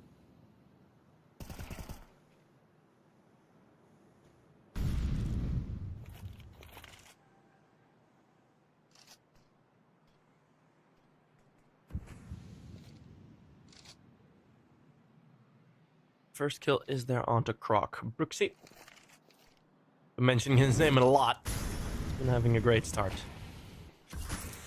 Percy was okay. For a second there, I thought he was going to challenge, but not committing in towards the lockers. It's Ansky with the kill onto Brooksy. But indoors, it's all GenOne. It's all French. Of the young Danes. They're struggling to find their way in, so it's going to be Kier trying to open something up. Elevated platform, GenOne. Whoa, smart stuff. Leaving the A bombs, but knowing it's vulnerable for pincer movement. Nicely done though. Although Zanto with one opener, it's Ansky aiming for the vent corner. Does flick back over towards Dave, Oduvek, and Drek, suddenly all alone. Not necessarily a bad plan from GenOne, but still opening yourself up to the angles. It is not going to be a retake. 3 are dead before the bomb is even down. It's going to be Astralis talent continuing to take the lead. 5 rounds. Already mentioned as the magic number on the T side, but they may need a whole lot more than that. Or they may get a whole lot more than that. Terrorists win.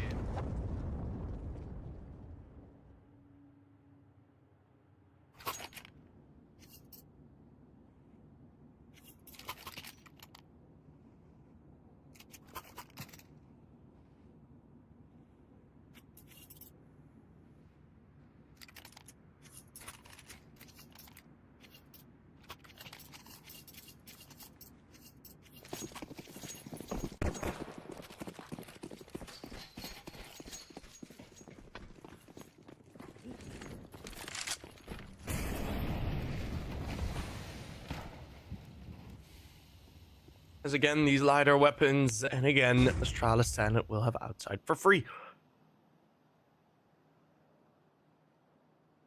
Drak, the only one with a rifle, is in theory positioned in the correct spot, but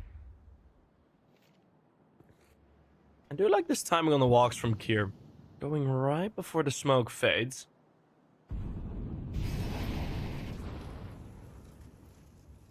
No nades or anything blowing up in that smoke, but you have the M4 now holding on to the lurk on outside. He's boxed in Kier, although he doesn't know it to be this A-ramp attack. Juto used. Jax though, close range. That Molotov did not really go deep enough. Zanto needs a double opener. Didn't spot the player on the box. Does still get the headshot. Quick recovery on the spray. And for now, it just seems like it will be the continuation of a normal round. Drac, again, a multi-kill out of that M4A4, bringing in impact. He did so in the third win for GenOne. Now you have a 2v2 with a very obvious plan of where the last two players are heading. Quick flank is here. The spray timed nicely, but not enough damage. Blowing open the door. Zanto with a nice frag. He's still standing tall. The last two CTs both have HP. They get Duvek just in time, and it's Ansgi with the 180 finding Drac. Going through those smokes, and from a 2 versus 3, Astralis talent, of course, superior weapons, but still very, very nicely played. The 4K for Zanto. I actually don't know where that second to last kill, who actually got that kill, so maybe a 4K, maybe 3K. Might be wrong in that, but Astralis talent have 6. That is what matters.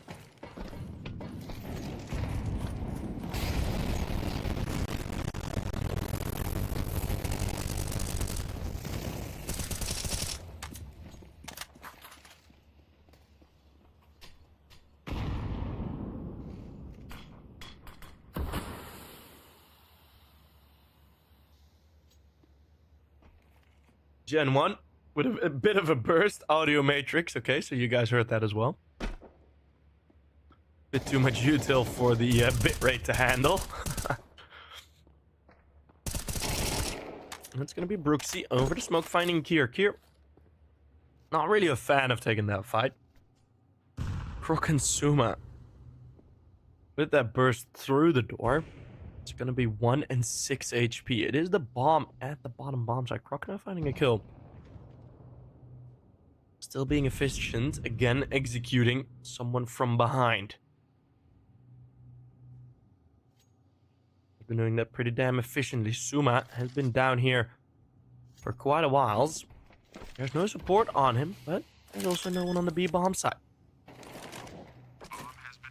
Again, a retake, and Jax kicks it off with the right foot. Somehow Suma was alive there for longer than I expected. The smoke still has been dropped. Ansgi with one chase down. It's going to be Zanto with the clutch. 2v3 last time was successful. In the 1v2 now. Brooksy messing up a flashbang. HP is in the favor of Zanto. 3 bullets in total. Need to be connected. There's the first. Ending it up with that shot. Brooksy now tapping the defuse. Zanto has the luxury to just barge through a nice sidestep. And it's Astralis 7. 5 in a row as GenOne failed to respond once more.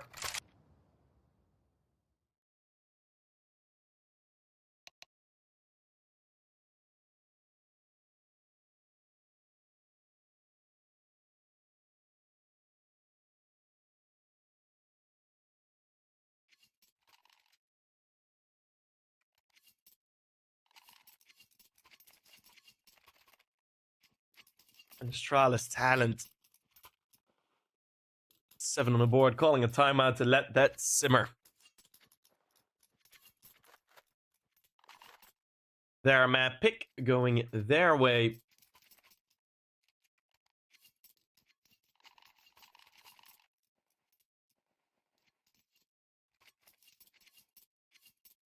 Has happened a good chunk of times. On the previous meetup, that was 8 days ago. It was a 13-5 for Astralis talent. That was in our second division game. Also then Anubis waiting as a second map.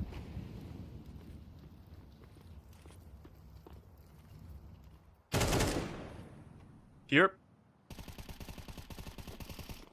Does take down Kersey as he hears the ladder. Kersey not too good. That's actually super high awareness. That's very early. That's about the earliest Kersey could get there. Did Kier realize as well, there is still no one in lobby. Not for the T's or the CTs. Croc Opening up one more. Croc's been very annoying to deal with for this Gen 1 team. And Kira as well. This duo has been on a menacing run throughout the early rounds, throughout the opening frags, opening battles of these rounds. Gonna get a 2v4 for Gen 1. Out of position, out of util. I got a bit of HP, but that's not gonna be worth much versus 400 health on the other side. Bomb has been planted. But can you really afford to save? This could possibly be a 9-3 T-side half.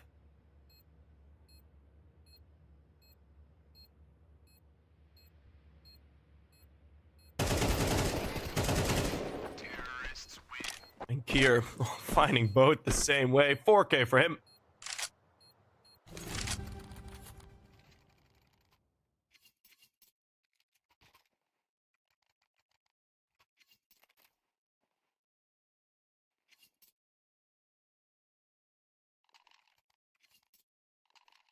We have seen Inferno in the previous four series of this matchup.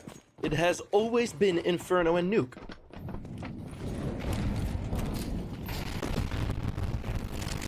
The most recent three have Anubis in there as well. Now we've switched Inferno for Ancient as Jackson Ansgi trading kills, and that B bomb site to rotate again. Well, it's decently on time now, but I don't really see a solution here. Ansgi sharp on the smoke break and the 180. Beautiful stuff, leaving Currency left alone. Oh, Ansgi! That is so sick. The 180 as he hears the door open, and a clean one tap to finish that round. Finish the half. It's going to be 9-3. Astralis, they're on fire. And it looks like this nuke will be theirs.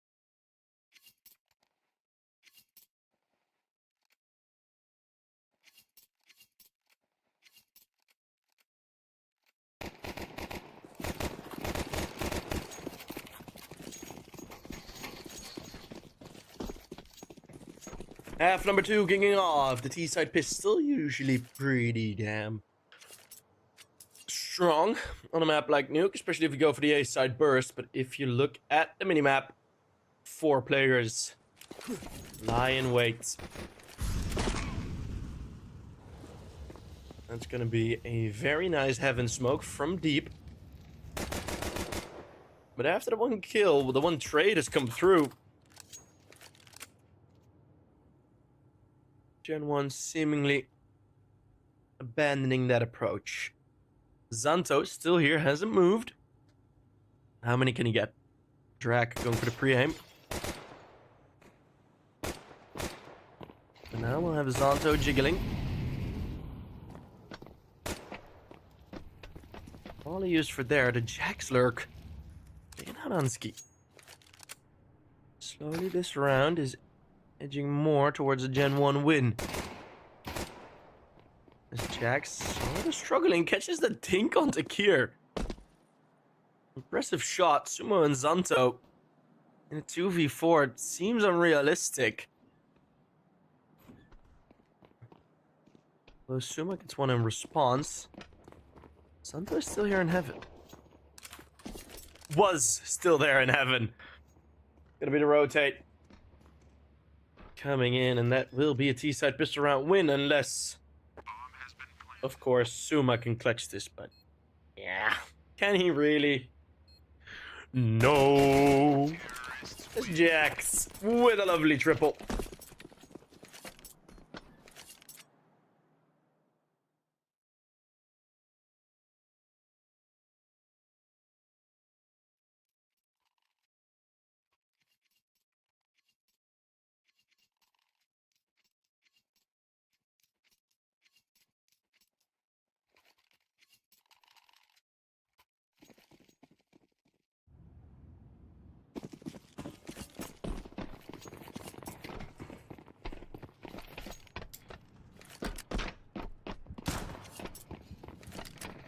We do see the force buy, as so often.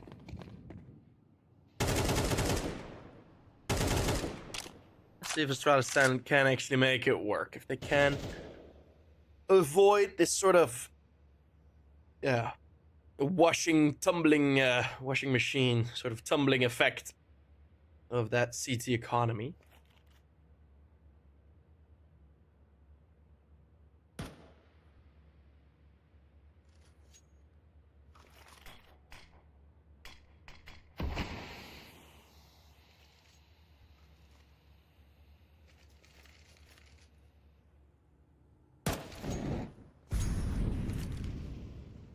The ramp, take it. None there. As GenOne slowly move forward. They can't let this wait too long, because Astralis talent have been pretty decent with their reads throughout the recent months. If you catch a stack of CTs in the wrong spot at the wrong time, you might be looking at a very, very difficult round if you leave this time any lower. 25. Lobby being cleared. It's Zanto with 5-7. She breaches. 1 kill. Maybe even 2. It's a good trade from Kersey. Now the cavalry is to arrive. Here, just marching through. Oh, has to stop the plot. Kier actually gets the kill on the diffuser. This is exactly what I mean. GenOne, you're wasting it. You're wasting it. It's the bomb drop. Node plant. And Astralis Tanner will win their force buy. And maybe even take some extra kills. Oh, no money for Jax. No money for Kersey, but he at least will keep his Galil. What a lovely round. And exactly what I was fearful of is exactly what happens.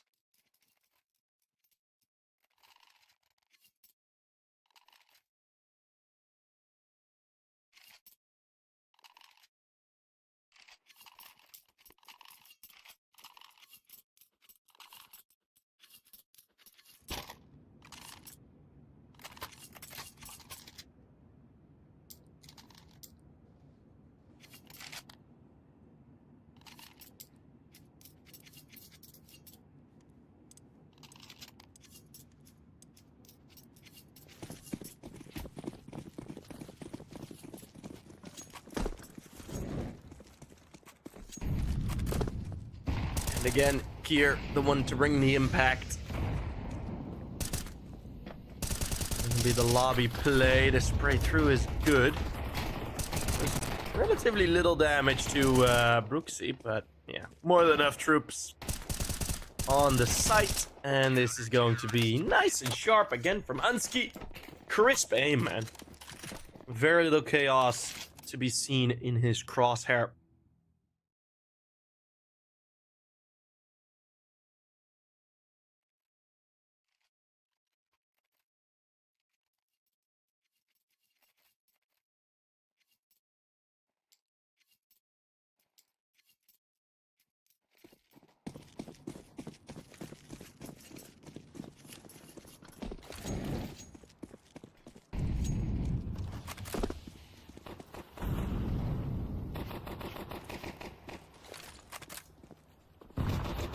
Presence on the outside. Croc wants to really rub it in.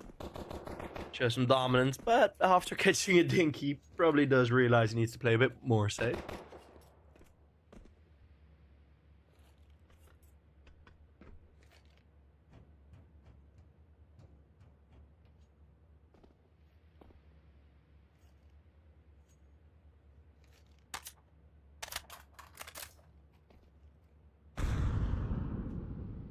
Kobe. Nice nade. That's Duvek spotted. They don't like the thing is the reason why they're playing this safe is they don't really know if there's like a Deagle or a Tech-9 potentially still on the other side. You can assume there won't be, but still it's wait. Did Jax just miss the vent?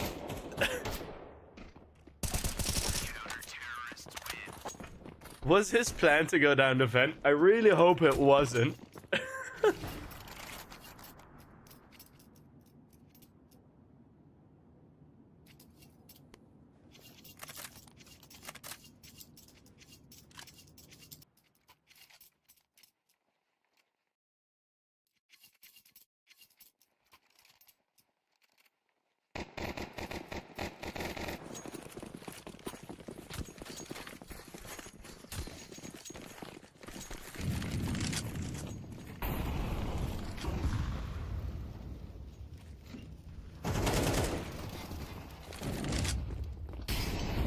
Jax taking out Kier as the T side finally getting some influence into a round. Full attack towards A. Hansky. More. He dips away. The util's still very much on the side of the CTs, and they're going to be barging in. It's already 12 rounds on the board. It went by so quick. And Brooksy has had an awesome start to the game. Bomb yet to go down, and versus Zanto and Ansgi, who've had great games. The whole of Astralis has had a great game here on Nuke.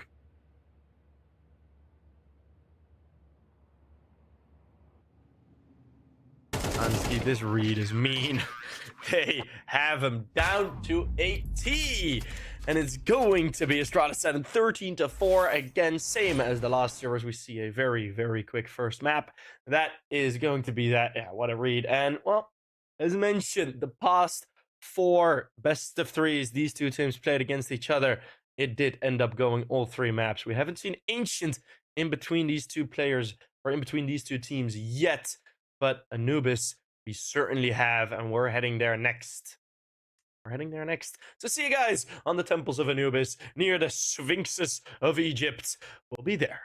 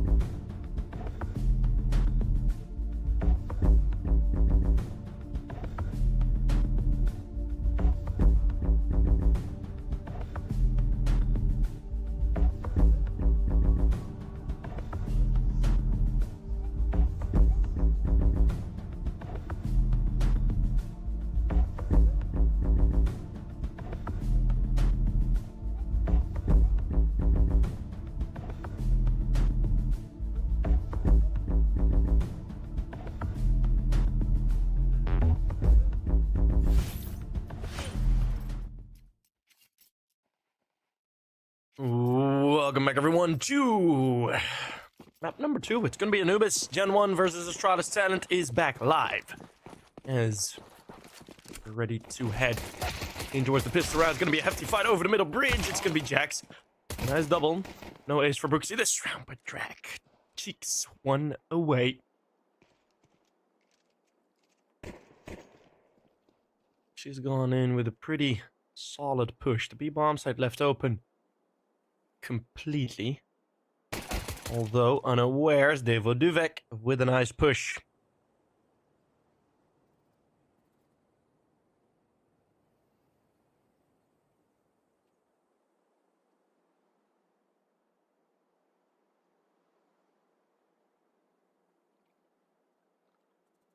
Suma trying to get in close range. Does spot one. He's carrying the bomb. It's going to be a 1 versus 3. A difficult task, but get this bomb down quick. Give himself a bit more time. Bomb has been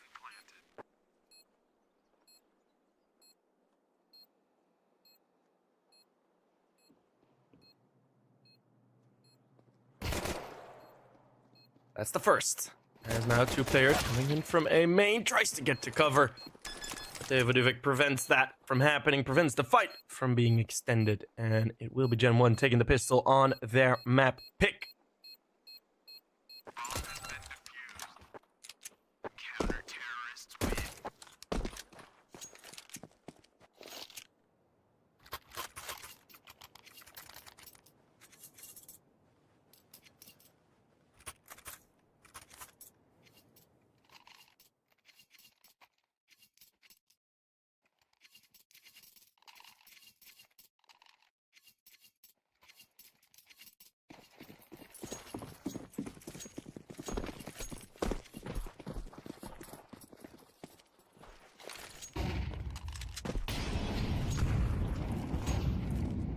Drac under pressure as the force buy has come through. Of course, with the bomb plan coming in. Lots of mid presence. Drac spots it all.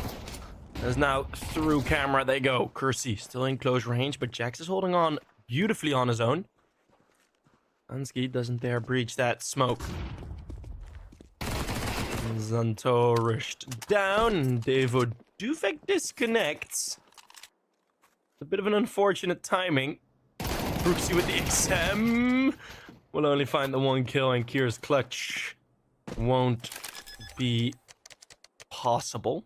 Bomb has been planted. I reckon.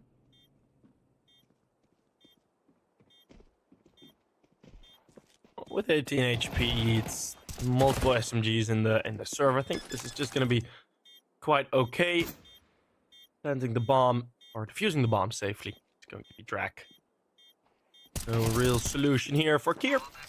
A nice another multi-kill for Jax. Force buy gets dealt with. A nice eco upcoming.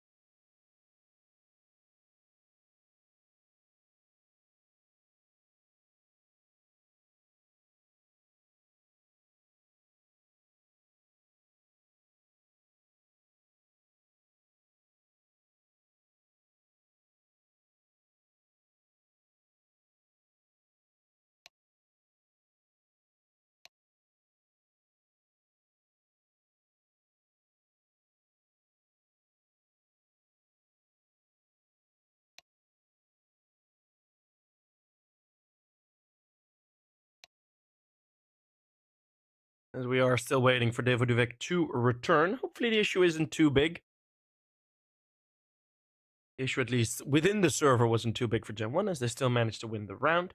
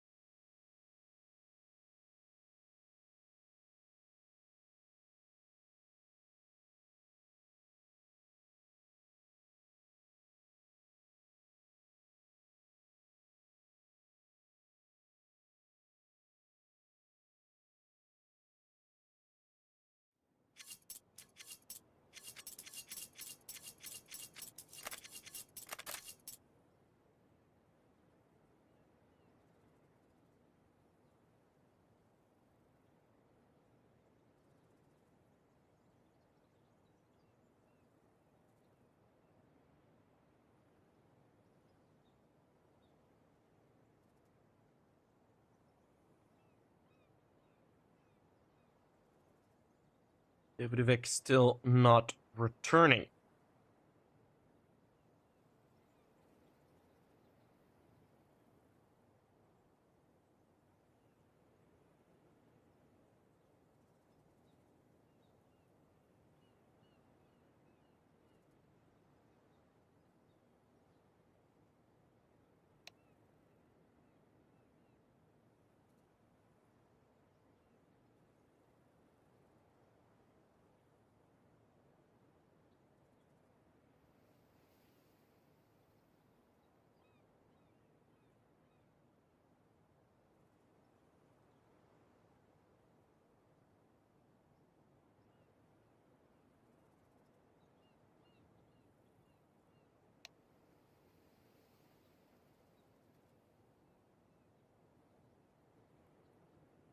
As I do think the issue might be a bit bigger than we had anticipated.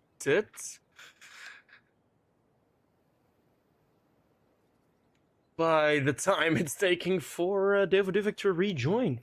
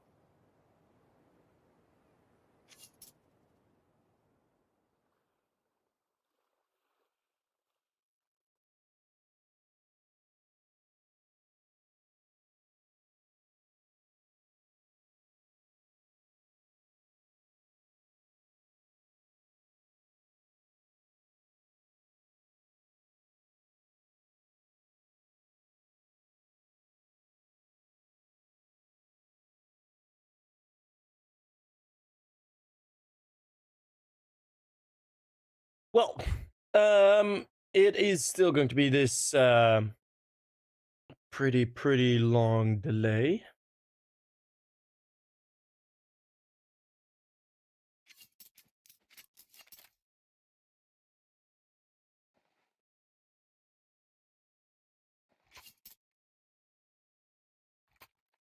Hopefully it'll be fixed shortly. But we're now pretty much turning into what feels like a waiting room. Put some tunes on.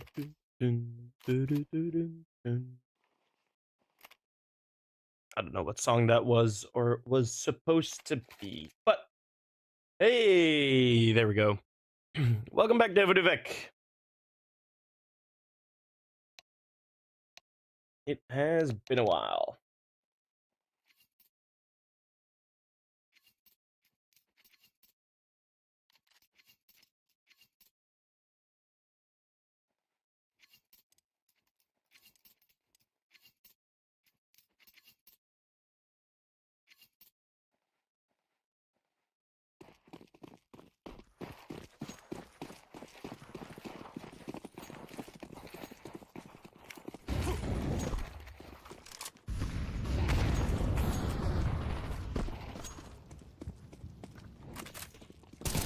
Has already, onto the B-bomb. Sidetrack has some struggle controlling the spray, but as soon as he resets it, it's another 2 and a bit kills.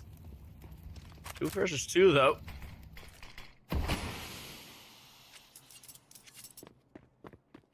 As GenOne elects to wait. Percy waiting on his teammate. Bomb has been planted. At what point does Astralis talent start to expect this play? Ansgi Did expect it, but was not on enough HP to do anything about it. Suma in a 1 versus 2. Within the bomb site, looking the wrong way. It's Kersey that will take him out. Had to take a guess as to where they were coming, where the loss was coming from, and GenOne will find a 3-0. Counter-terrorists win.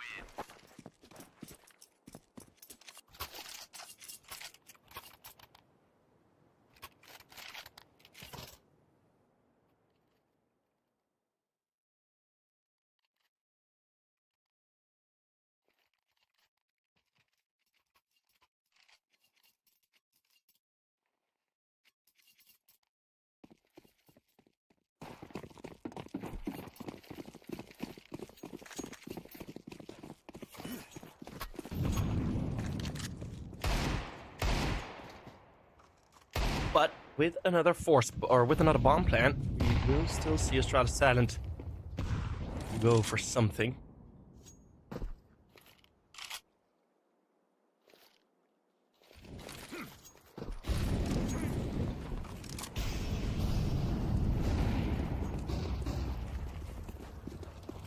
Moving in fast towards A. It's going to be a retake setup for the boys of GenOne. Wide open bomb plant. Making sure it can be defended from all angles. How far up is Astralis Talent going to push?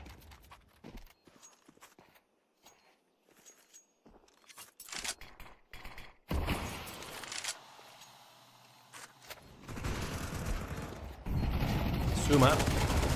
Finding Duvek, but then 3 kills from the CTs. There is one response, checks an ugly spray, and once more Suma in the clutch. This one a bit more realistic, but it is going to be Kersey that will eventually find the final kill, and the defuse also in time. GenOne, they win another one, but again, a bomb plant and 4 kills. The money still not the greatest for GenOne, and we're going to see another force buy as Duvek just flops to the ground again. And we'll have another technical timeout. Brilliant.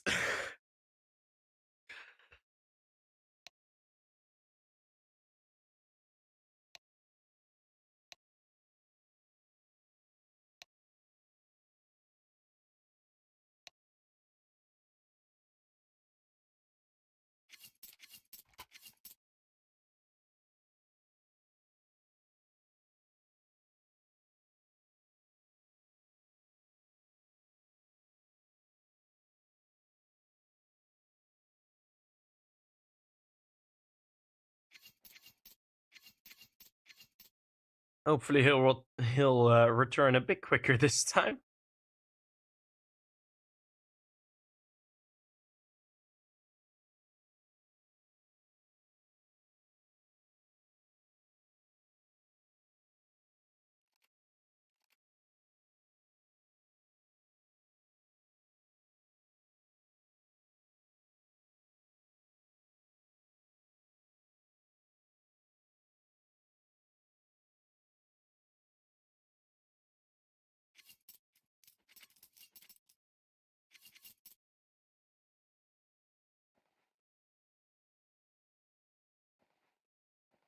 So yeah, in the previous 4 times these two teams met, Nuke played every single time. Anubis played 3 times. Anubis has gone the way of Astralis Talent, I think, on 1 occasion. And that was in the United 23rd season. But the previous Anubis was a 13-9 victory over GenOne. Actually, twice Astralis Talent have won Anubis.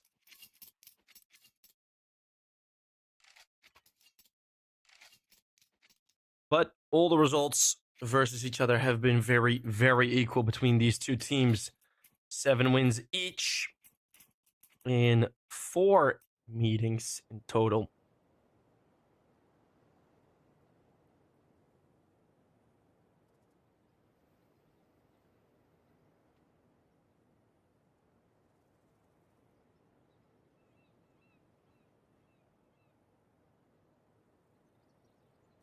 Which is about as equal as you can get.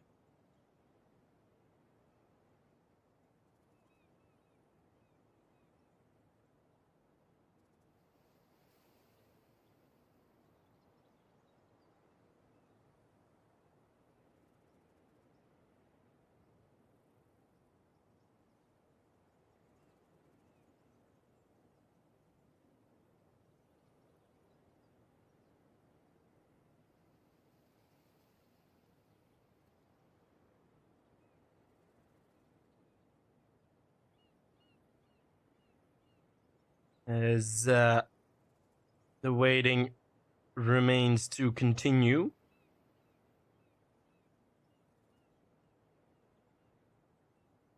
We're waiting. Devo Duvek, come back. We're waiting.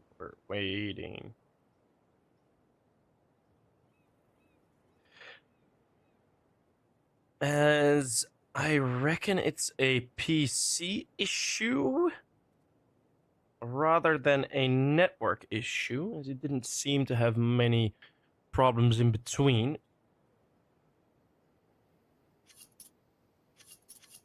And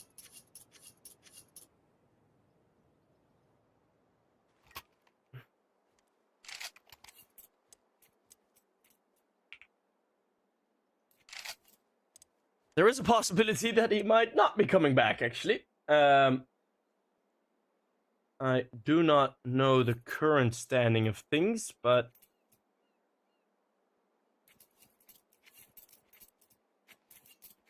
there we go. So, I have some of the insider information, of course. It is indeed an electricity issue. So, as soon as that is fixed, we should be able to get going again.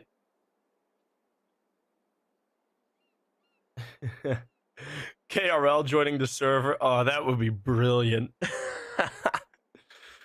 That'd be so funny.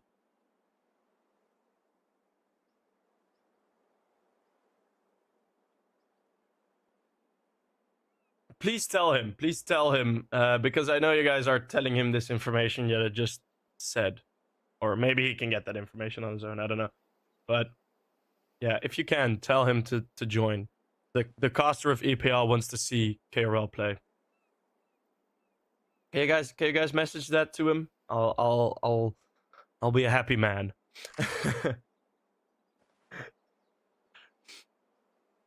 I don't know if many people hop back and forths between the two streams.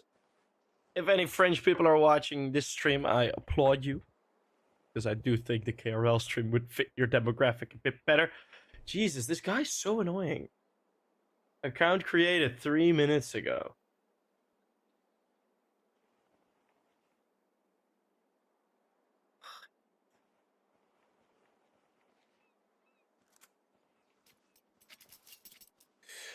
Do I think Eternal Fire can win? Yeah?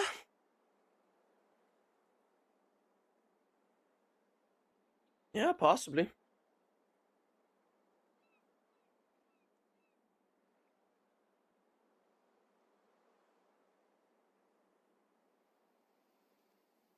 Kenny S in China. Who talked about Kenny S, man? I said KRL. Organization owner of GenOne. And also a French streamer. Yeah, I also don't think we have like an estimate onto when he's coming back. Which makes it slightly more difficult.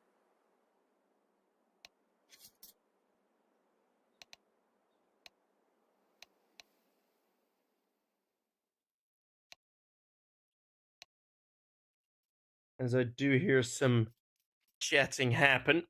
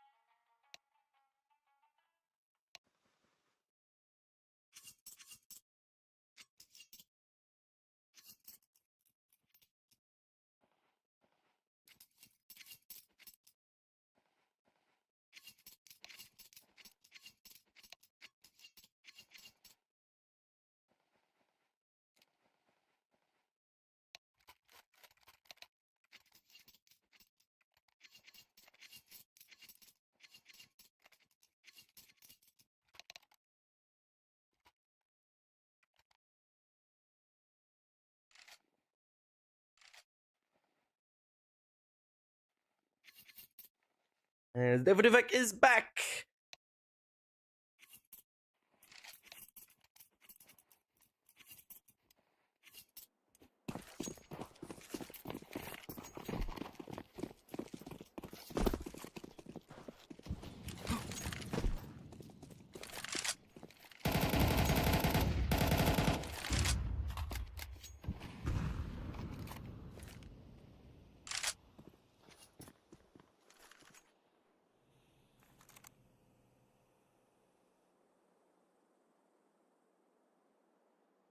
As we enter back with a very, very slow round.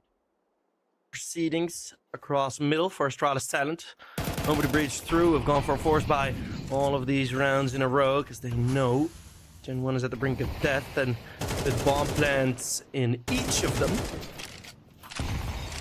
a realistic scenario to at least have one of these force buys come through. Because again, looking at the amount of util available,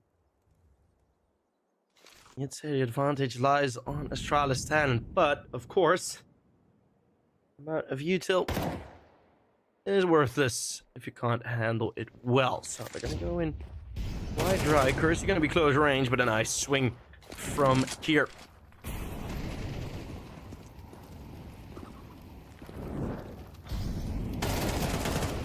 As Kier finds one, and Croc chiming in to trade. Davidovec still standing on A main. It's going to be a bit of a safer plant.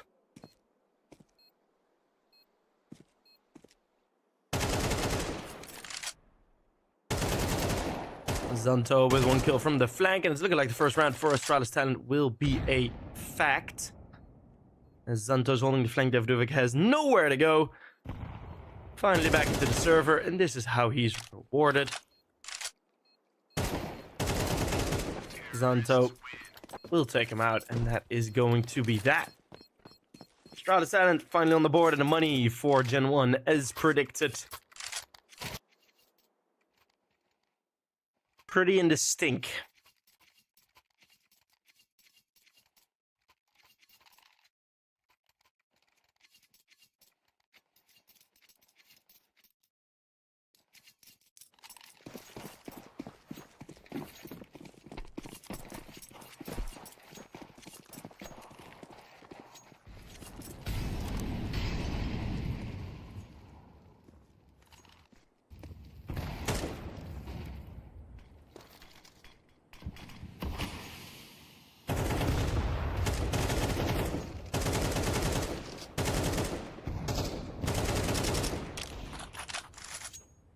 FC fighting over towards B, nothing too serious just yet.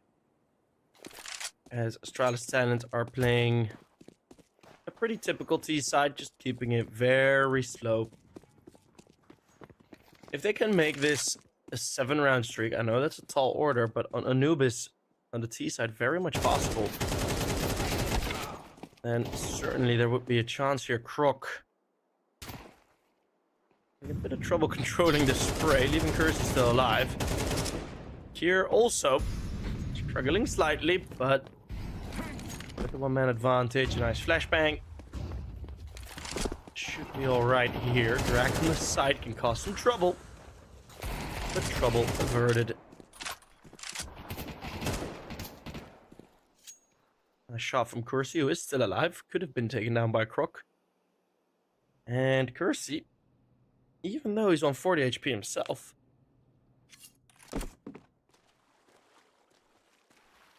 his opponents aren't sitting much prettier. They will at least get the bomb down.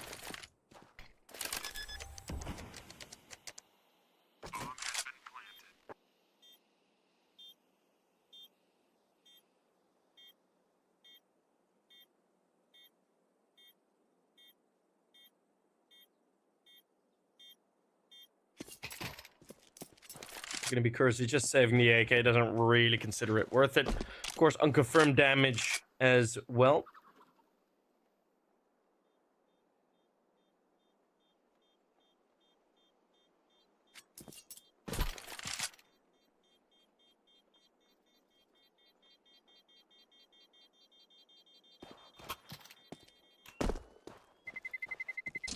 Terrorists win.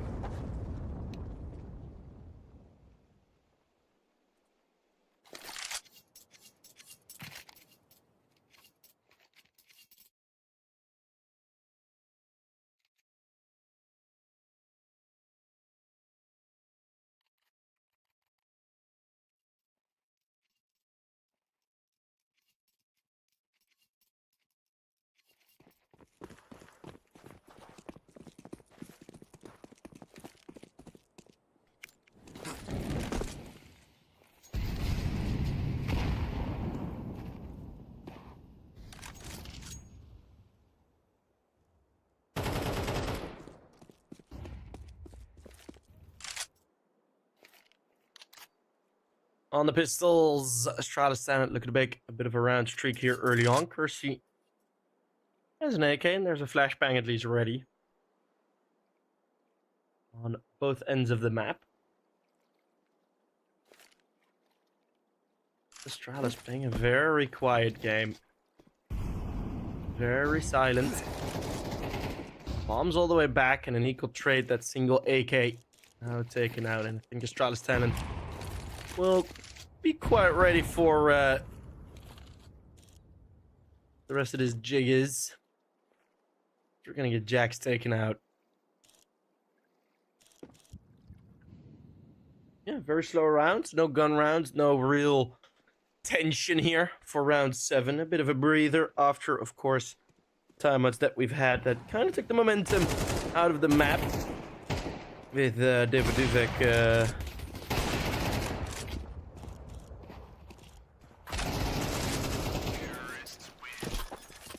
There will be Astralis standing converting.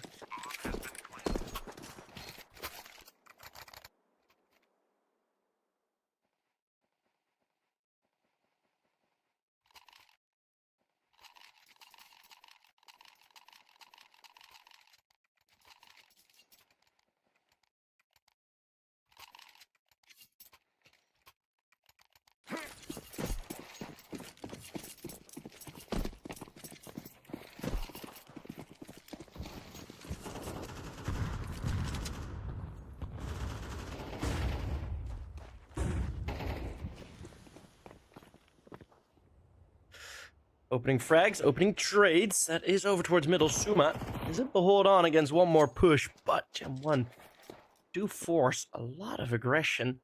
Footsteps heard, but there's going to be a fight happening here. Kier and Brooks see timings are important here, and it will be the close range SMG to find the kill. Bomb is still available, and Brooksy gets the AK and gets out. Even with the lighter weapons, it's quite an aggressive push that is going to give GenOne a bit of an opportunity here.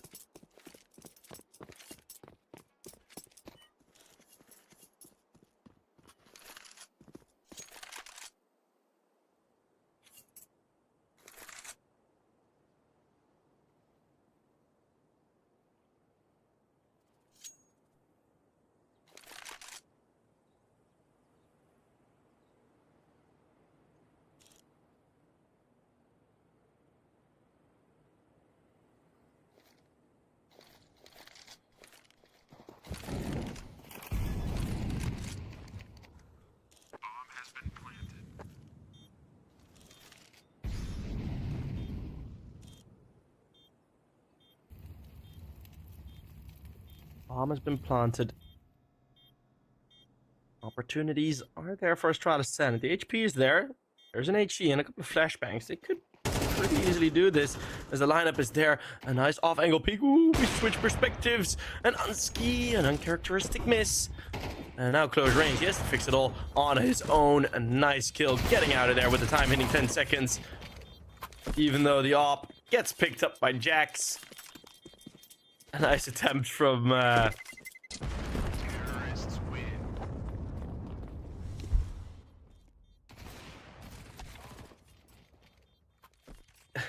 nice attempt to save it.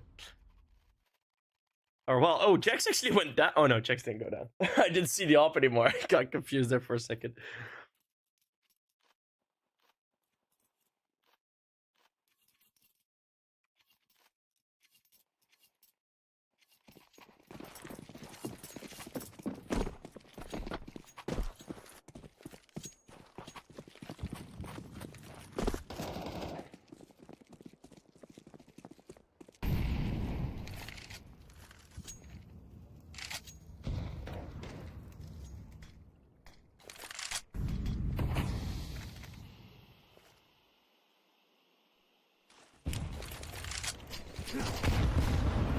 Nades and flashes. Mercy with that AWP won't hit the first, maybe the second. No, not even. It's gonna be Croc. Very fast response, but they all went straight through a molly full blind. Croc and Suma will mop up 2 very damaged players from GenOne, and Astralis talent, even though they went 1 man down in the previous round, are still continuing a very nice T side. And that aggression play from GenOne in the previous round could be worth to look into that again in a full gun round, as of course I'm always a fan of plays like that on the CT side, as I do deem them necessary if you want to have a dominant CT side. Dominant CT half. You can't just be waiting around. You need to do something.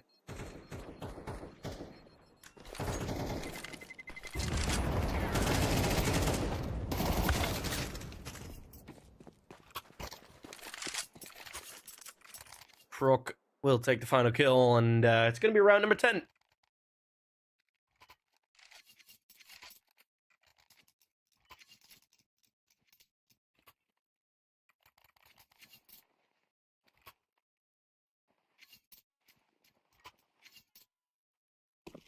As, again, kind of this scrappy by Kersey. Let's have the AWP out. Could do something with that. But we have yet to wait and see. It looks like it's going to be a bit of a more aggressive setup on A main. Although I don't think Jax is really going to push out anytime soon here now. Flashbang goes in. Kersey does get blinded. Actually does less damage to Jax than I imagined that made. But Croc, in the meantime, Astralis standing going through middle. One player in mid, that is Kersey. Croc again struggling with that spray, but it is enough. It is enough. It's enough this time. He doesn't die out. Another kill from Xanto onto Jax, who was retreating, looking to help middle. Xanto on the A lurk. A very powerful tool at the disposal of the T's on Anubis. That A lurk. If you have a good A lurk, it's impossible for the CT side to win any rounds. If he plays that well, it's going to be that bomb side open. Fight happening here, but not really much to go for. The HP from Astralis Talent is quite low on 3. But Unsky on 4 now. Let Xanto get dinked. Just for the heck of it. Just dink Xanto. As Brooksy will... It's gonna feel like he's gonna have the easiest time to save things of his life. As well. Everyone's low HP, although the flank coming in might be saying otherwise. There is an op down there, so Brooksy is looking to stay alive long enough for that. Let's move out for one more. Brooksy, second ace of the game, picks up the op, and that'll be his death sentence.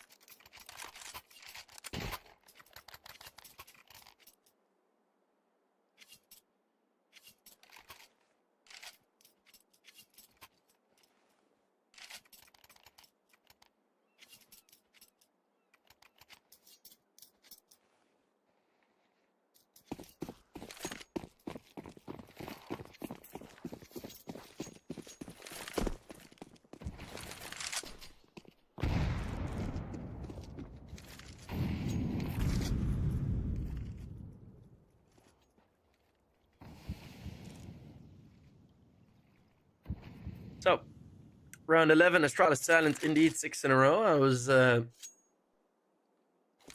mentioning that Astralis Talent to really give themselves a chance in this, they would need all the rounds in a row, all the way up to 8.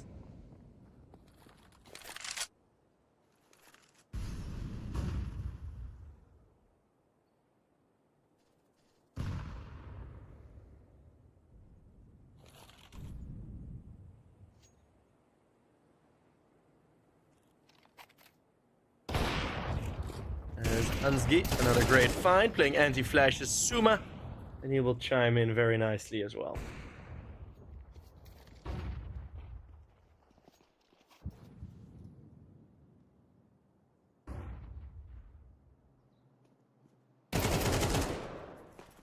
Rock taking a nice other kill onto Drac, and Astralis Talent looking for an 8-4 win. They've won multiple halves on Anubis. Beaten GenOne even on Anubis a couple times. But this was the safest pick left. And Kersey will hold on for one more against that with that AWP. Very similar rounds this.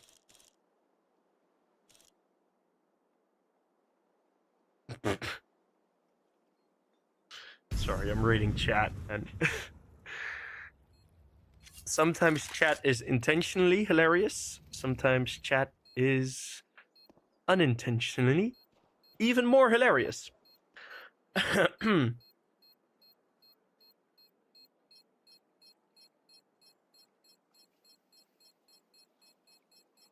Astralis Santa probably wished they could have started this round streak earlier, as it took them 4 bomb plants, 4 bomb defense, and at least 3 kills every single round of those first 4 to even, well, get towards a round win. And if you look at the top, I think only in round 7 did the bomb not go down. Because I remember in round 5 the bomb got planted. I think even... yeah, I think even in round 7 it may have been a bomb plant as well. So we've seen a bomb plant every single round from the T side. And you'd expect them to be a bit richer, but we have seen a couple of closer rounds. Near that, going to hunt for a lot of the weapons has kind of denied their money for being too great. And Sharp into B. Croc with another headshot. It's looking nice for Astralis Santa to get 8. And that, I think, will be indeed the truth. Ooh, Kersey just shooting past the knee, and that's too low. Wallbang could have connected. Didn't want to go for it, as long as he didn't know the bomb was actually going to get planted. 3 versus 3. Astralis Santa have defended with less. Kier will be exposed. Oh no, he's still going to be waiting in here. Actually gets a free kill onto I forgot which player, but it's onto in a 1 versus 2. He will be pushed. He will be pushed, but no defuse kit. Oh, the defuse kit is right there. Kersey just throwing away everything he can. And that will be that. 8-4. 8 rounds in a row. Astralis Santa do what they need to do on the T side. Can GenOne recover? Well, not necessarily recover. Can GenOne do the same?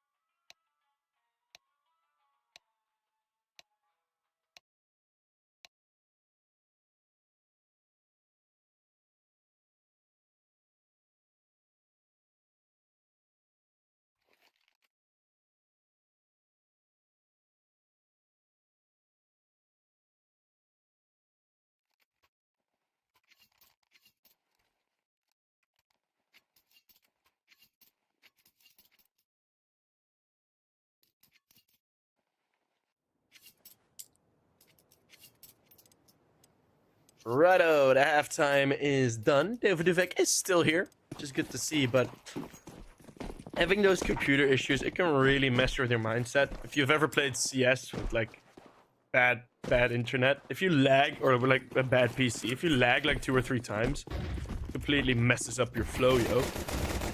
But through the smoke, they're gonna have to burst. Let's see if Kier can hold on for, well, not even a single one apparently. But 3 players are already here, lined up, firing squad. Will they be able to connect enough bullets? Gooshes left and right. Does seem like GenOne is going to be winning this pistol round, although Ansky trying his hardest, but the 1v2 with low HP. 1 bullet away from death. Brooksy, the one to hand deliver the mill. The mill containing 1 Glock bullet. It's going to be GenOne winning the pistol, and that CT economy, that's going to be tough to build up. That's going to be tough. But I have to wait and see how well that does.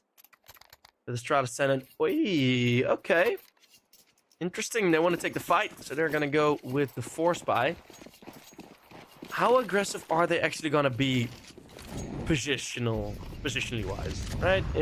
If you're just going to be sitting around waiting in a default, I don't really agree with a buy like this. GenOne nearly got one round victory just by pushing bridge and got very, very close to a round win, actually. Now with a single smoke, they're able to sort of coerce GenOne back. There's only one more smoke left available. Middle's completely open, 4-1 stack. You're operating on very little information. It's just going to be a save. Unless Croc can do something else than die to a Mach 10.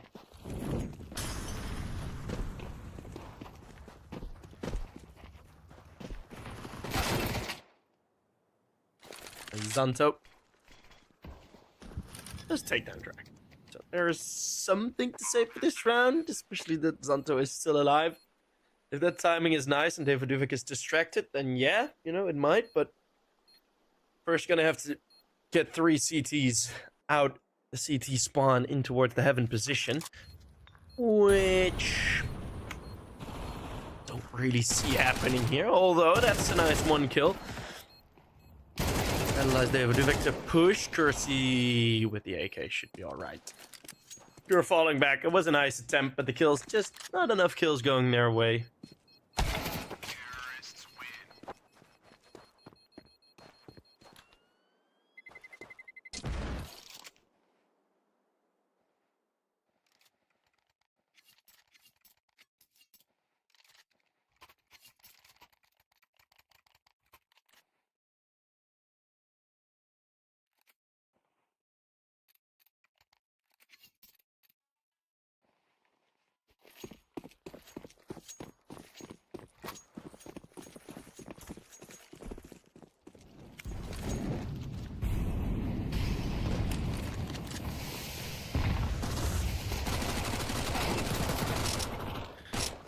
A mowdown of the USPs, as expected. Nothing too confusing. Nothing too unique.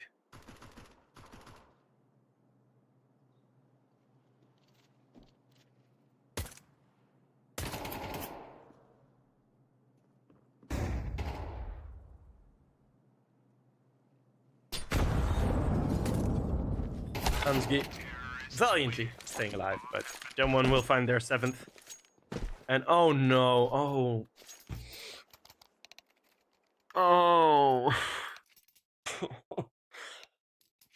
Oh. Right as we kind of forgot about, you know, the other delays that we've already had. Right as the momentum of this game was starting to pick up, this happens again. It's very annoying. It is very, very annoying.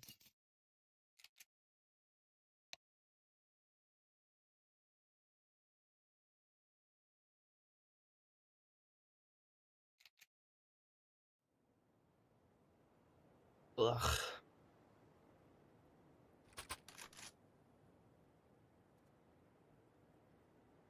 I mean, he can't do anything. Like, he can do very little about it, right? We've just read it's like electricity issues. So if someone in his village, like, or like his well, like the town mayor or whatever who installed the damn electricity poles, if he fucks up, he can't do anything about it, right? So that's an annoyance. Don't put the blame on. Like, don't necessarily put the blame on him. Absolutely not. He's just as much of a victim of this. Well, probably the biggest. He feels the biggest detriment of it, as it's his personal task to fix. To fix his electricity issues. Oh, I should not use that word. Oh, they're gonna run with this. Clip that, clip that. Coster said he is tossed to fix. Oh, we got him. Ladies and gentlemen, we got him. Hey, he's back.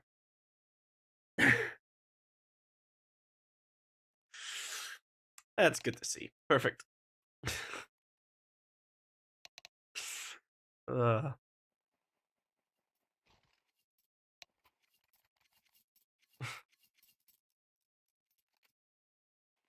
Costa need to play as a sub. I'll drop probably 1.5 frags. I'm gonna be honest. I'll rock a solid 21 ADR. Ah, you thought I was gonna say kills. No.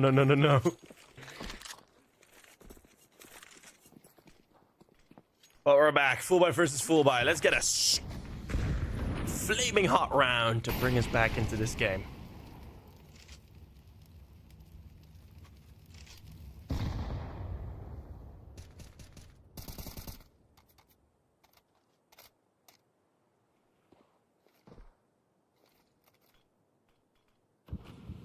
As all 5 still alive, well, GenOne, they are getting close already to cave, and again, this is this very default setup. I don't know how much of a fan of this I am, as smoke is about to fade. They're about to breach. Through the B door they go. It's Jax with the opening kill. Make that a double cheeseburger, please, says Jax, entering the B bomb site.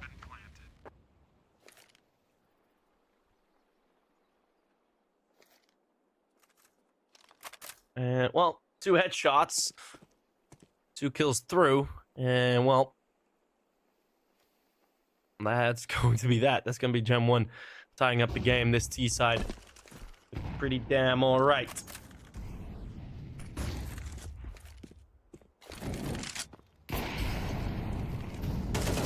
Now the hunt is going to start. 1 trade already. Unsgi needs to connect. Will. That op is very, very much of influence.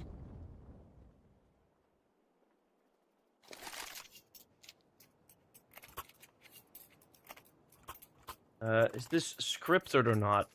I'll just say, if ever I would receive a script of anything, like not of this, but that would make casting so much easier. Wouldn't it? I could just write what I was going to say. You guys are fucking idiots. If you believe in, like, yeah, well. Why have I engaged with the crowd again? I made a mistake. I apologize. Spit a little bit. You better shut the fuck up, okay? I apologize for engaging with that chat. Sorry. Viewers, I will just go back to my job as Suma will be wrecked by Brooksy as he sneaks through smoke with his teammate here. He's more than 1 here. Does so much damage. But no kills coming through. Meaning there is at least a shot here. Molotov can fly in, but it's slightly late.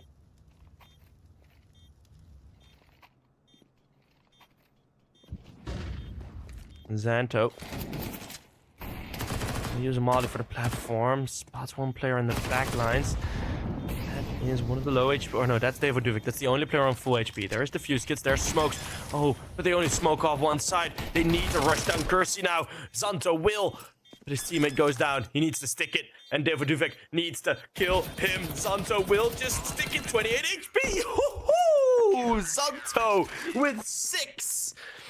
It's a single bullet that will prevent GenOne from getting another round. And that is Xanto sticking the defuse, a retake actually being successful, something that we haven't seen in a while.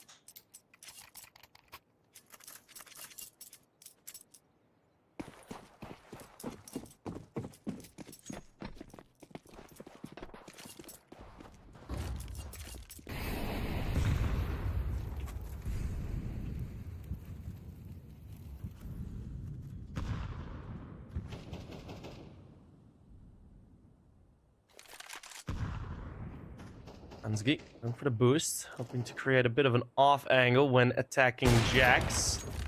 And the timing just a bit off. Both stay alive. Ansgi catching one bullet won't be hurt by it much. And with that boost, you can be pretty confident that GenOne are currently, or that Astralis Talents are currently with 3 players on that B bomb site. Can deduce that pretty easily. Because of course you need cave coverage. But as the rotates have come in, you do see Kier being the one on that rotate, now supporting middle. Devoduvek's holding this passively. They are gonna go aggressive. Devoduvek on course for a multi-kill. Well, it's gonna be the op finding the first. Devoduvek with another. And Astralis Talents, a decent attempt, but GenOne were just simply waiting on this. And now I don't really see a way from them back into this. My god, what a shot from Devoduvek. Zanto and Suma will be the last ones left. Suma has already been dropped in cave. Devoduvek is done. The anger of crashing.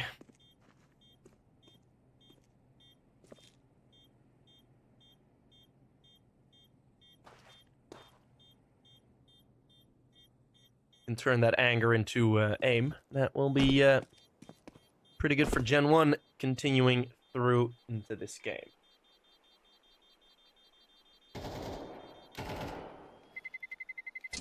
Terrorists win.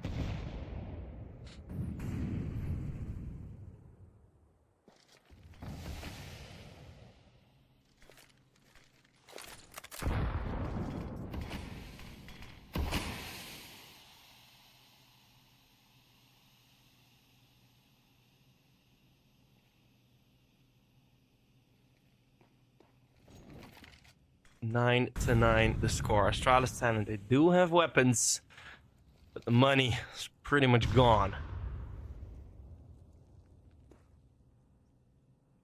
Middle left completely open. A 3-2 setup. Usually I'm not a fan of this, and you do need some precise responses, especially if they go through middle, right? There's no one yet close. You can be pretty convinced about a slow play being happening here, but with this timing, they could have just walked through middle very easily.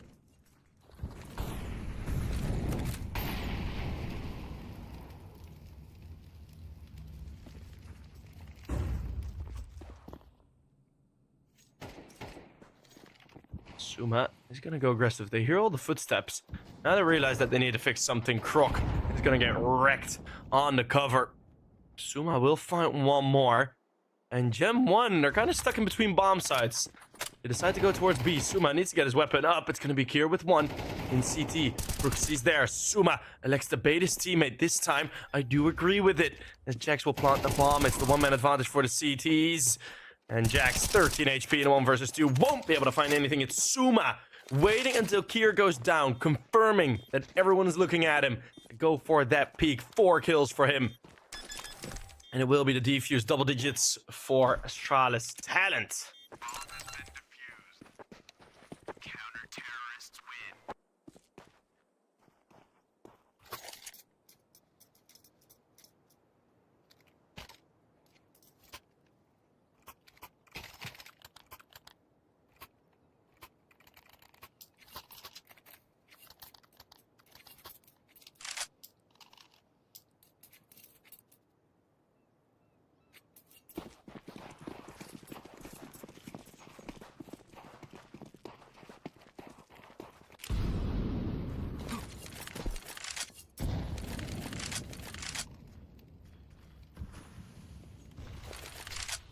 2 of the previous 3 times Astralis Talent faced GenOne, they managed in a close battle to take down GenOne on Anubis. Suma fell victim to this earlier. Now he will be holding on. It's Kier nearly with a double on the MP9. Croc there to support him. Brooksy still damaged from that engagement in cave. Kersey with the AWP. Trying to hold on. But a 3 versus 2 retake. GenOne. Difficult situation. There's more than enough util. They're going to duck into cave. They're going to be very vulnerable here. Kersey realizes.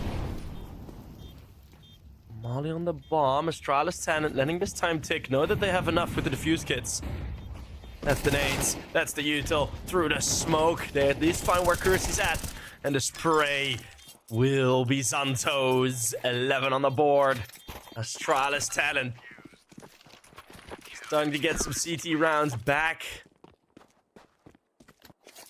Some very nice fragging. Very nice read. Suma falling victim to that same play earlier. An identical play from GenOne. This time he positions himself differently. Has a better weapon in his hands. And it will be a lot better of a result.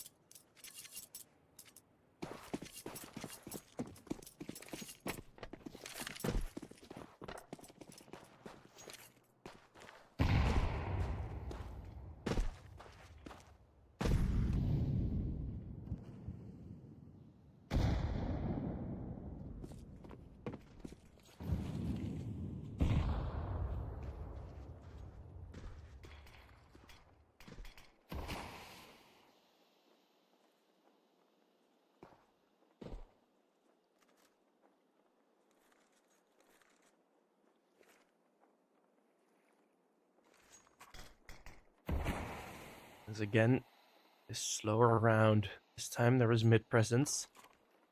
In form of Croc. Looks like he's gonna get busy.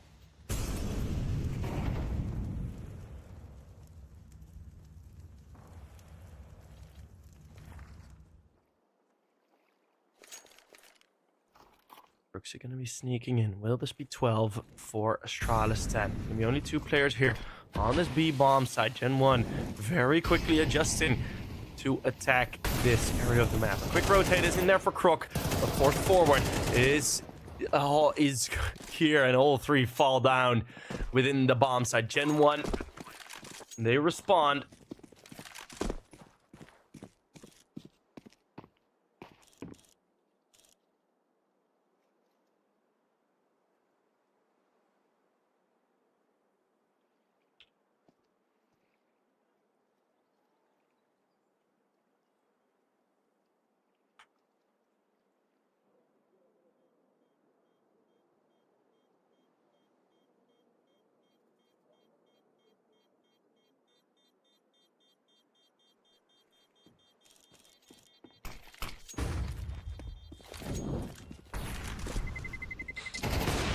As Hansky, a nice shot at least to keep the op standing.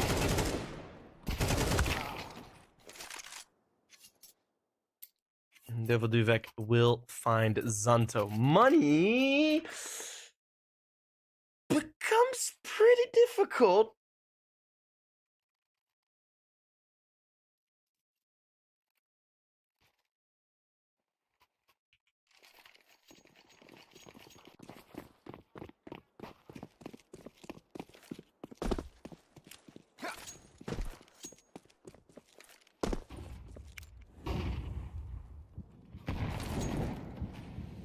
And oh, this is a. I mean, I like dilute. Jesus. Pardon me. I don't know what happened there. I wanted to say 3 sentences at the same time. I've never had a stutter that bad. Okay, we do have this decision from Astralis Talent. Going for the pistol. Jesus. Oh, that was bad.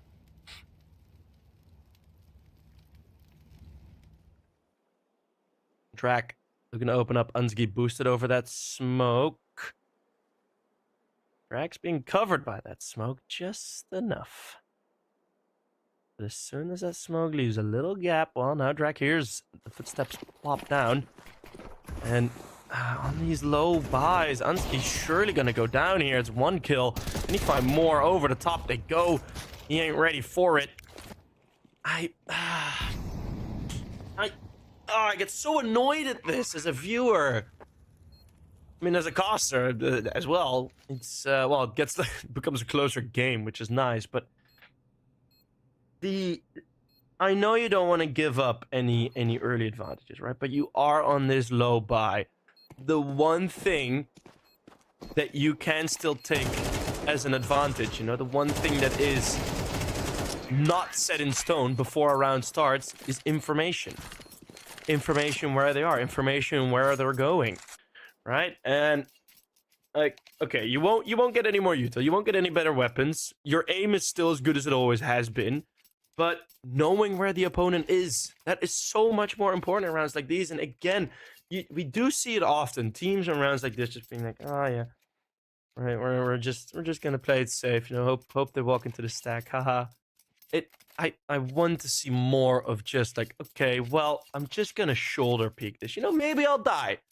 But if I get the info that there's no one here, bang, all of a sudden, you know, B is all clear. Put 2 more players towards A. You know, you can warn the A players. Yo, it's coming. You know, it's the value of that is I want to see more respect for that in this tier. And sometimes you do see it, right? But you know, I somewhat understand not wanting to take the risks either, but it just bums me out when I see it happen. Little rant there as we head into 11-11. Round number 23 on the board. Suma again in cave, this time having the disadvantage of FAMAS. It will be updated soon.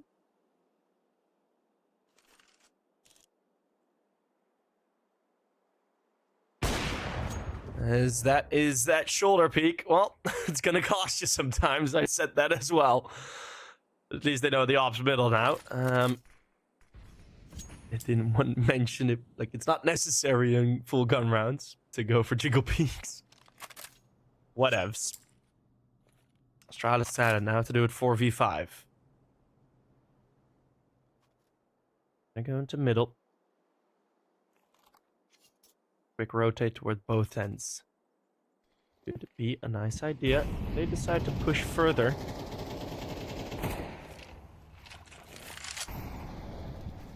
But if you push further, what can you really get here? Across the bridge, it's 1 kill, and cleanly away. Kier doubles up. All of a sudden, advantage. Other way.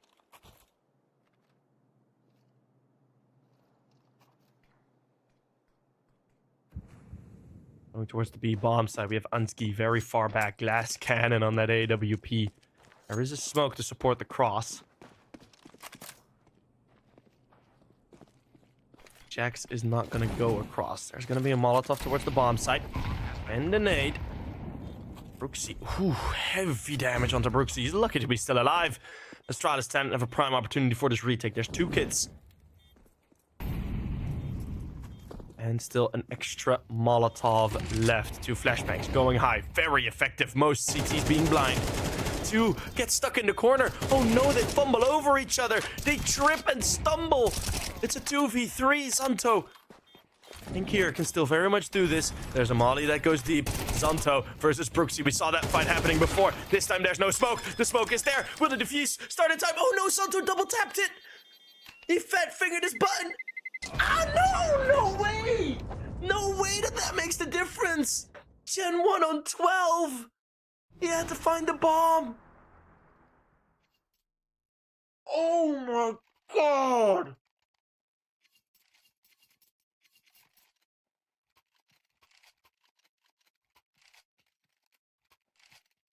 Oh, tapping the bullet. Fat fingering your button. Oh. What a moment to have it happen.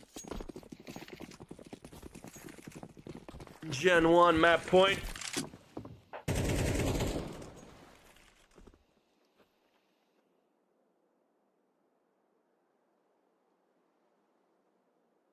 Can someone check on that Astralis fan in chat, please?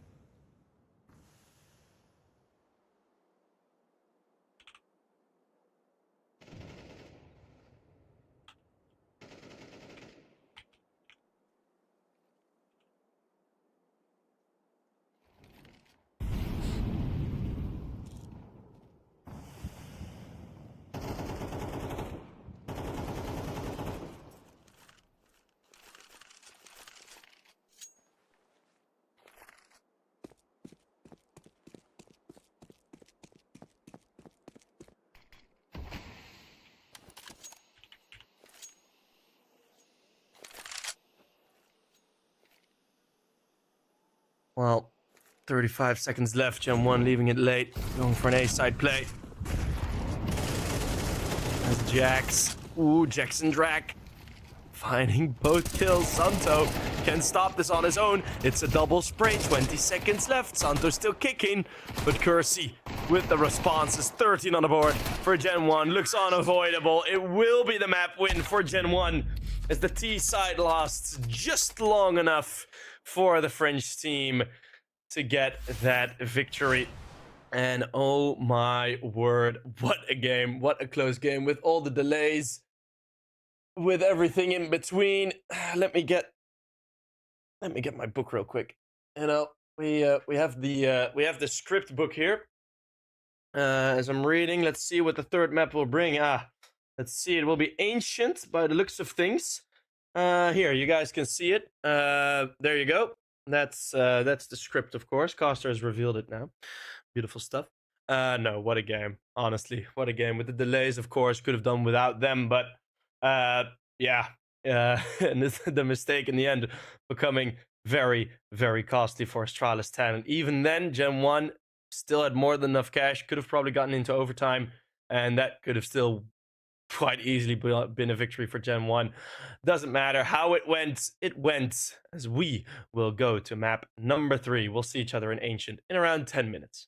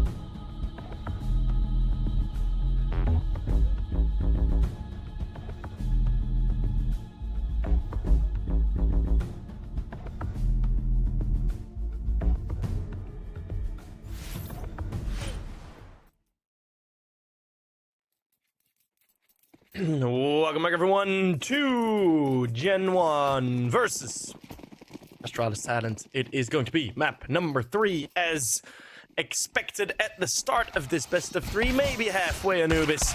It looked like it was going to be different, but it is going to be GenOne taking that lead. GenOne versus Astralis. We will have their 5th best of 3 in a row, where it does go to 3 maps. The current score between them, 7-7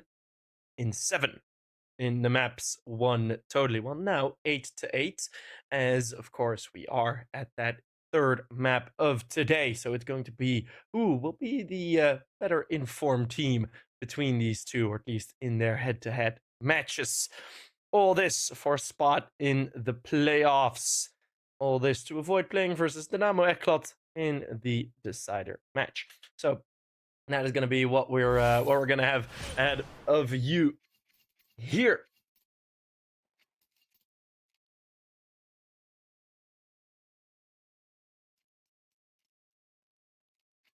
It is about to be a pretty beautiful game, as we do have, of course, currently also the Blast final going on. It's a best of 5, so we won't be missing much, as we can always tune in later. But we're going to start with Astralis Talent going over towards the A bomb site with their smokes. Molly. Jax tried to fight ahead of it. Not very wise to do. Astralis Talent, they're probably going to need to take at least one avenue extra if they want to be able to have this defense work out, because this retake usually comes through quite easily. Gonna be Temple, where the double setup is at. Suma and Unsgi hoping to find some success in 1v2 there. It's gonna be Kier supporting as well. But now, in the bomb site, the CTs are. Let's see if these crossfires are potent enough. Holding the Temple, Jax. Nice discipline as his team all falls to Kier. It's Unsgi to find one more with the dualies. And all of a sudden, Kersey was very, very alone. Astralis Talent win the pistol.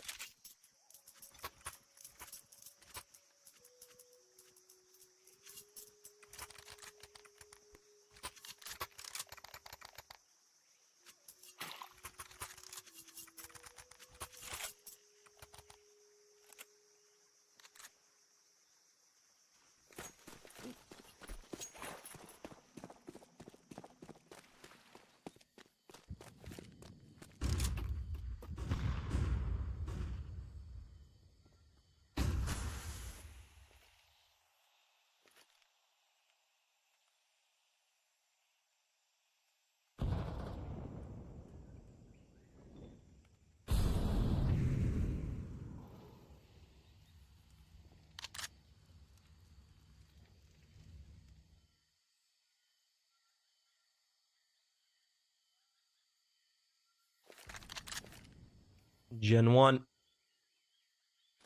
going to be force buying, at least.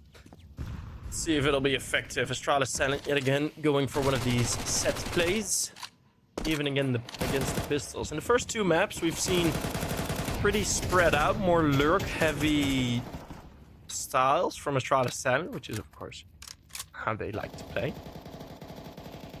But if that gets changed up for this T side, and we're only going to see these sort of heavy executes, I'd be pretty happily surprised, as it is one of the better ways to deal with this, especially when later on the lurks are starting to come through. You know, it's cover for the lurks, cover for the backlines, and then go for a very big execute, hoping that to not run into a 4-man stack, and even then just try and shoot better. So we're going to see the save from GenOne. Just going to keep the pistols, as they'd like to keep hold of them for the next round. So at least, hey, full eco, but you got an SMG and a couple of upgrades here and there. It is fine. Crook, in the meantime, is looking to make some money. Money. Arr, arr, arr, arr, arr. That's what Mr. Krabs sounds like, right? There are a ton of people watching the last final, so I welcome everyone watching this game still.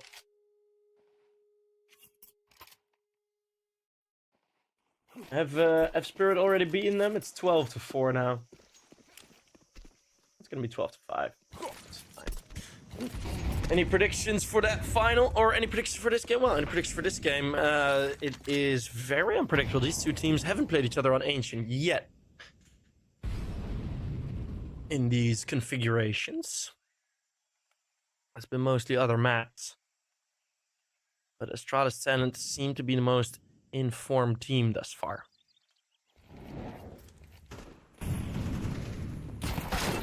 Croc is going to be on that lurk style, and well, that is exactly what you can fall victim to. Again, will execute, but they have to go through a smoke here. Their own Molly is blocking them. But Duvek stealing away too. Here has decided to switch his AK for an... or his Khalil for an AK. That AK has been blown away. He can't get that anymore. A Molly thrown in. GenOne is looking very good to winning this round. No investment. But the positions were too great. Kier holding on nicely. Kier's going to be the hero that Astralis need. With the ace actually as well. Astralis Talent need a man to get all 5 to beat a pistoled up GenOne. Well.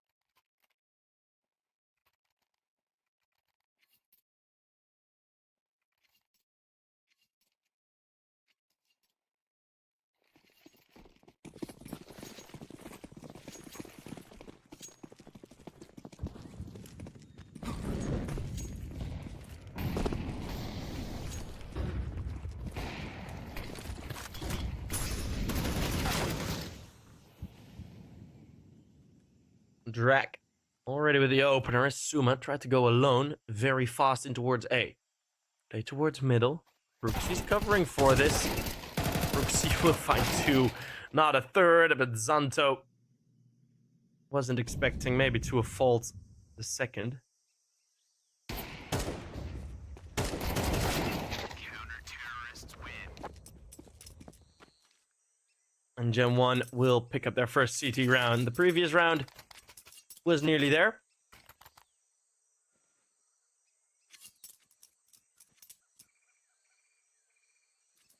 But it is going to be GenOne, at least on the board. The money from Astralis Talent is slightly low, but 3 AKs should be able to do the job.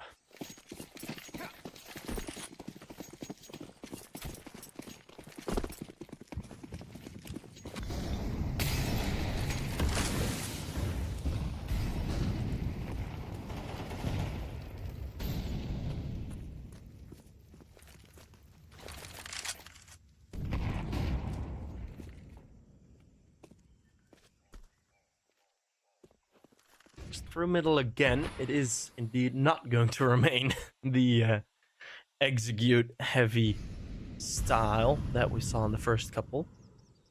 Astralis Talent putting Proc in different positions, moving him forwards,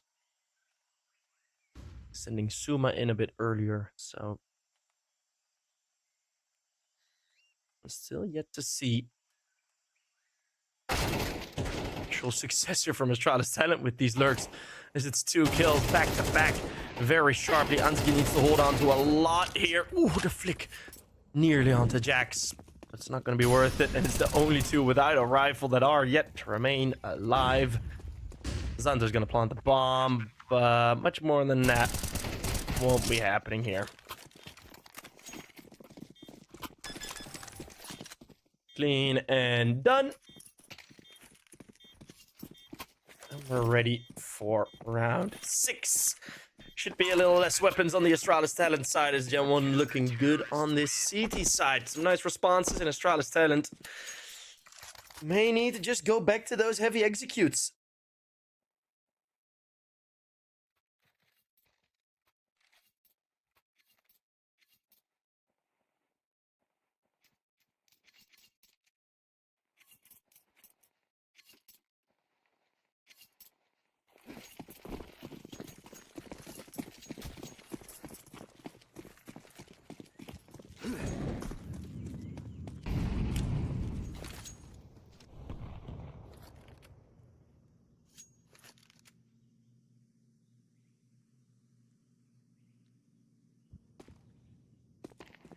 Well, let's see if these pistols can bring some success. Jacks in the back lines, multi-kill. Nope, just the one.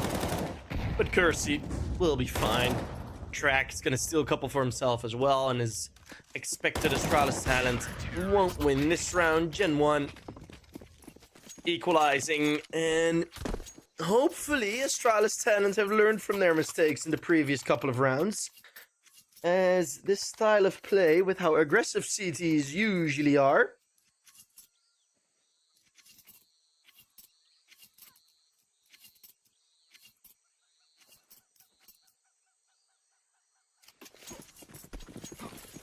it should be alright.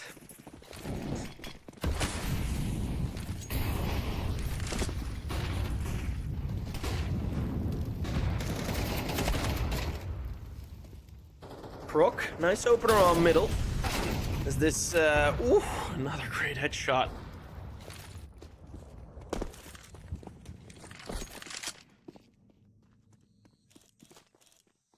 Kersey on his own on the bomb site. It's one man down. At least a single response from Brooksy. Oh, the ball, Hansky. A missed shot from Kersey.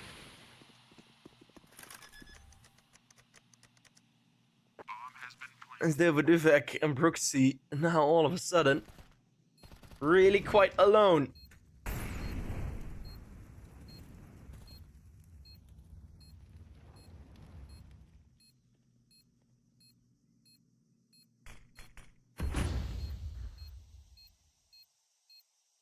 And with two members on the retake, it isn't really going to happen. Duvek was waiting for something, maybe a little sneaky ninja defuse.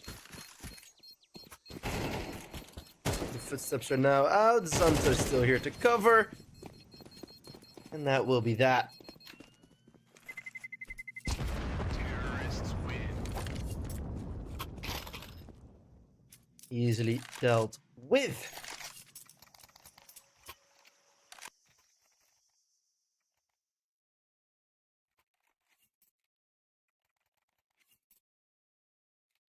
So it's going to be Astralis Silent back up to winning rounds, as sort of a bit more of an aggressive mid play does gain them the round. Let's see if Astralis Silent will keep up this tempo, or will they slow it down again? More mollies thrown in, just a slight fight for map control, but not much from either side.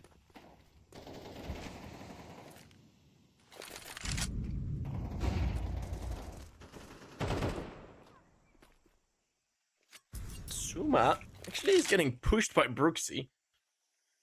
Together with Kier. It's going to be Kier falling victim, but trade's there at least. Then, fight here from Drak and Croc.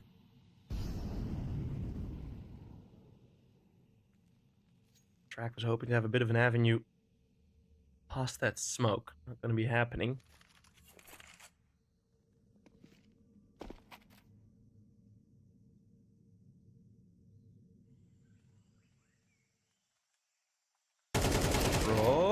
For the headshot, spray goes just a bit too high, and then the flank comes in. Knowing that Donut has been pushed, Zanto accelerates into Jax. And Jax is rock hard. Will stop him.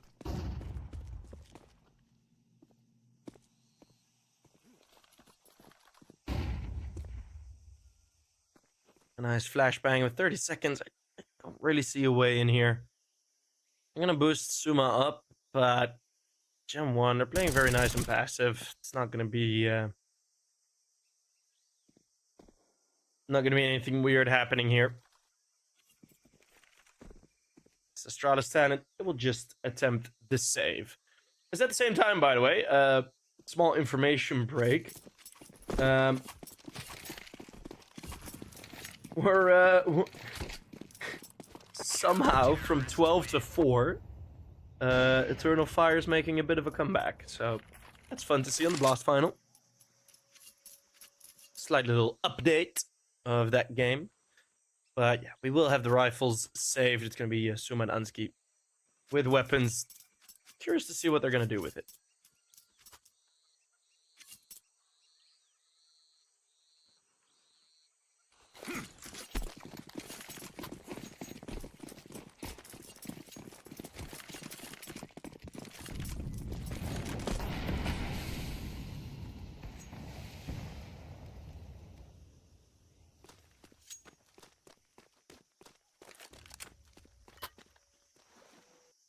Suma valiantly over to open something up. It's gonna cost him his life. Okay, and right as I say, Eternal Fire are making a comeback, they lose the round. Very nice. I say that.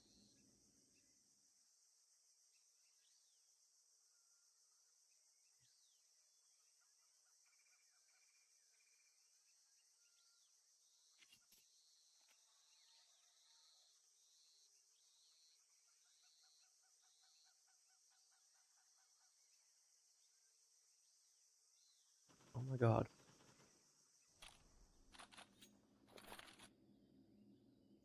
Astralis silent, slow it down, hoping to burst in somewhere. Here. Oh, here actually a nice opening. And ooh, Ansky finds Jax. SDA bomb site pretty damn open. And Xanto will be dropped. 2v3. Ansky with that AWP needs to get involved. Will now with one more.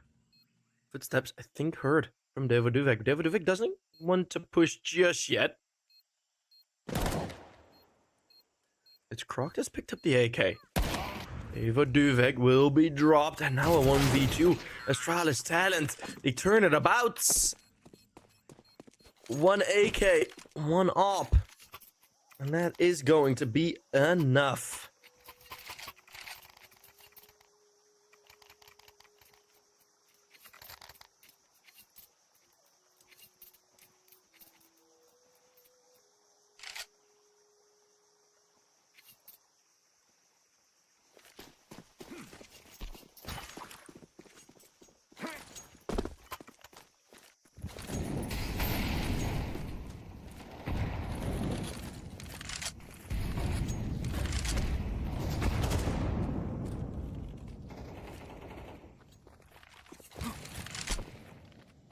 It's 5-4.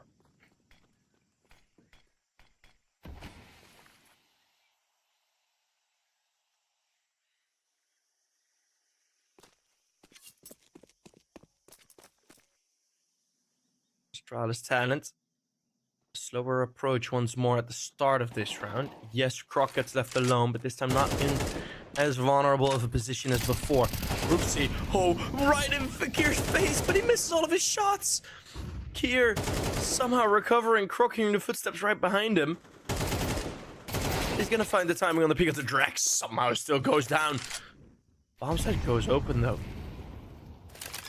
But through the smoke, we might see Drac move. Ansky's holding it. Oh, not even. They really trust that smoke.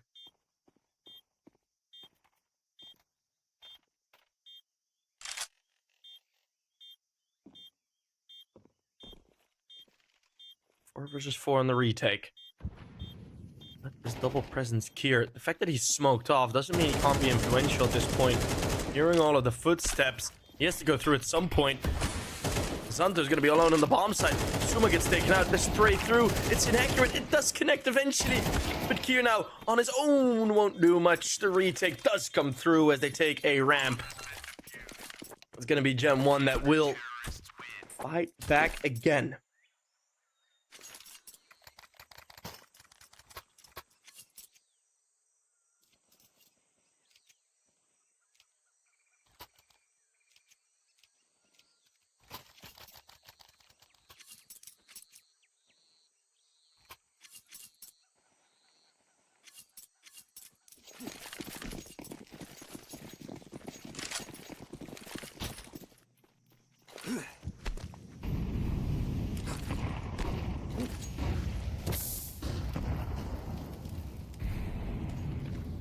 Croc looking to open up middle again. The smoke is there to bring some relief. That nade is big, actually. In towards the top of the window. Top of the red room. Croc spots Jax's barrel and Jax on the retreat. Burning. Oh, Drac lines the mouth up. Completely unawares if that donut is still there. Is judging the timing of the smoke that was put down. Doubling up, a mistake from Astralis talent.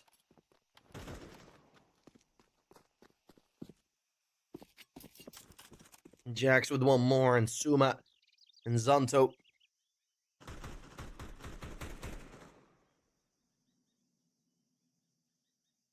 Won't really be any possibility here as Drac and Brooksy mop up the final two. It's going to be GenOne on 6 on this CT side.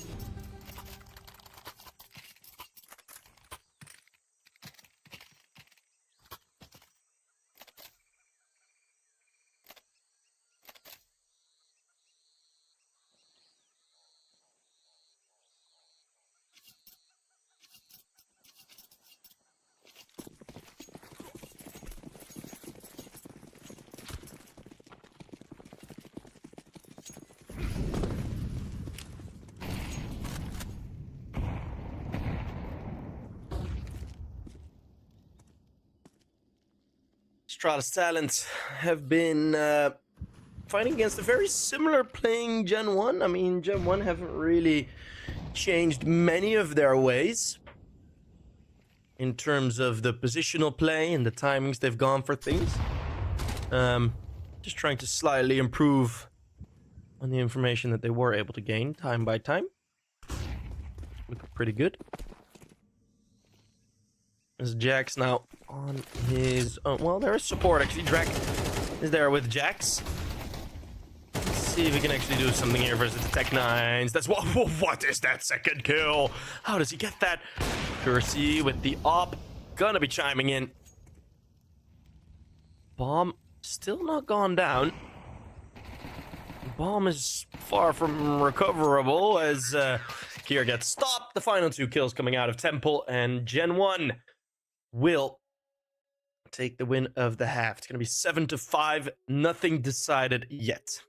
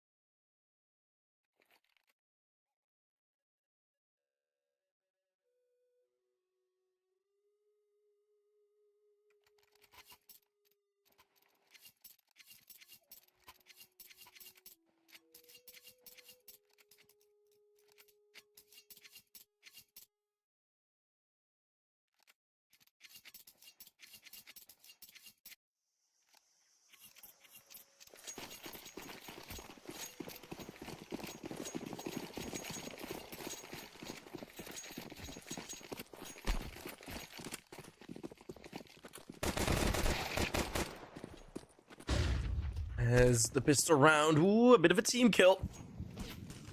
T side, GenOne getting a bit lucky there. Santo taken out by his mate. As Brooksy standing in close range ahead of the smoke, misses his chance. So no trades there. Let's see if this retake can be anything solid. Kier and Unsky, oh my goodness, Drac now on his own. The 1v4 though, still very possible, but the bullets are running out, and that is going.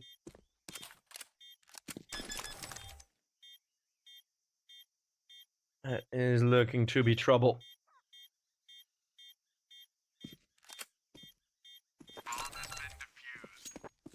Counter-terrorists win.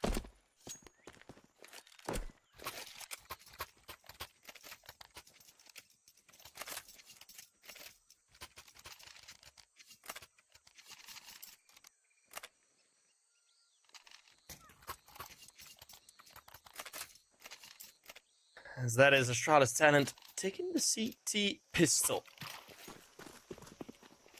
Some nice retakes happening.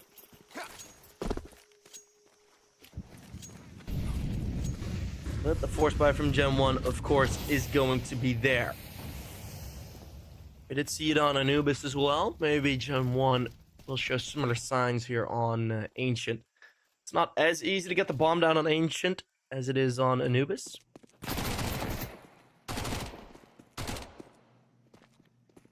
But we're going to see Brooksy trying to fight, trying to open something up here. It's going to be a nice trade. Ooh, so many nice trades from GenOne. Every single kill responded to in an instant. Jax will have to stomach that nade.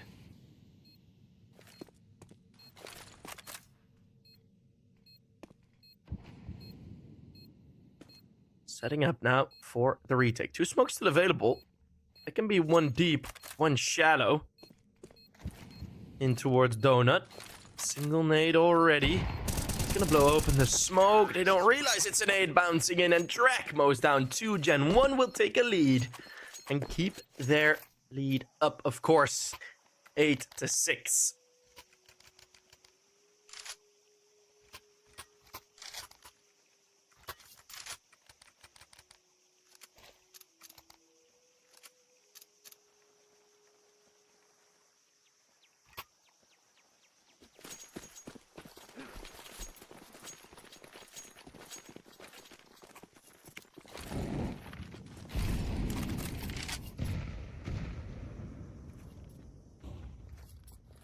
Proceed. Challenge Zanto here, close range. And will very easily. Not looking like he had any difficulties with that. Did that Molly intend to bounce off the box that way? That'd be cool. I don't know if that was actually the idea, but...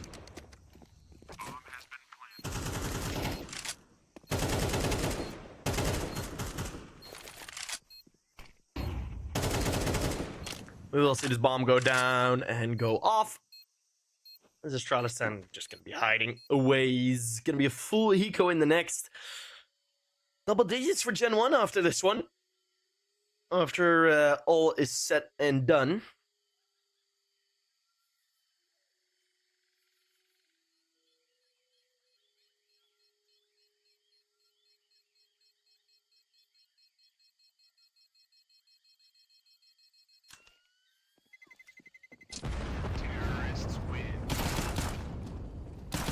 Maybe Ansky can hold on very nicely. An AK, he wants it. Too greedy, somehow still alive.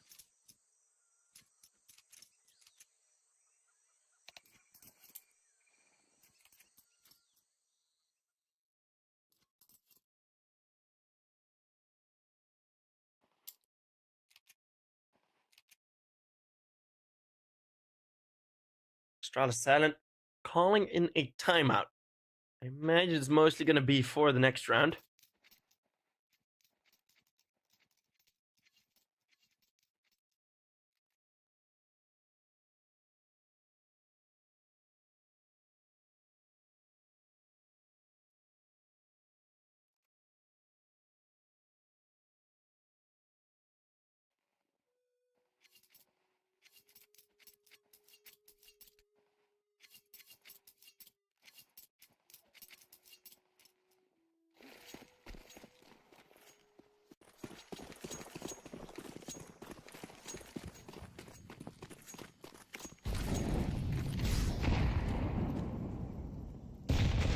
And mollies early on, but it's just going to be the pistols, of course, on the side of Astralis Silent, so not really expecting anything.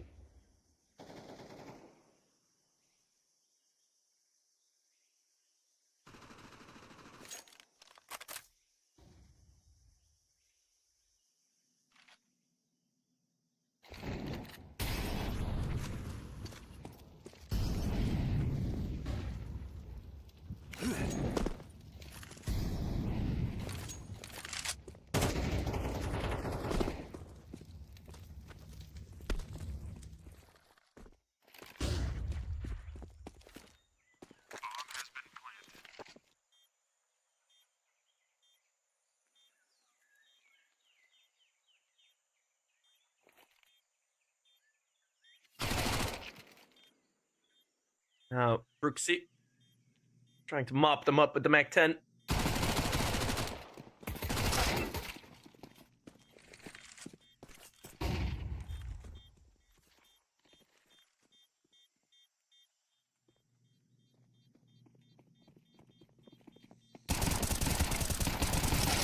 Drac will mow the rest down. I think it's going to be 2 Astralis members surviving. Unless GenOne really want to risk 3 more AKs, which I don't really think is likely. Ansky still falls. Won't be too much trouble. He will still be able to afford the AWP. Although he doesn't, we're going to have the 6-10 before the gun rounds kick back up again.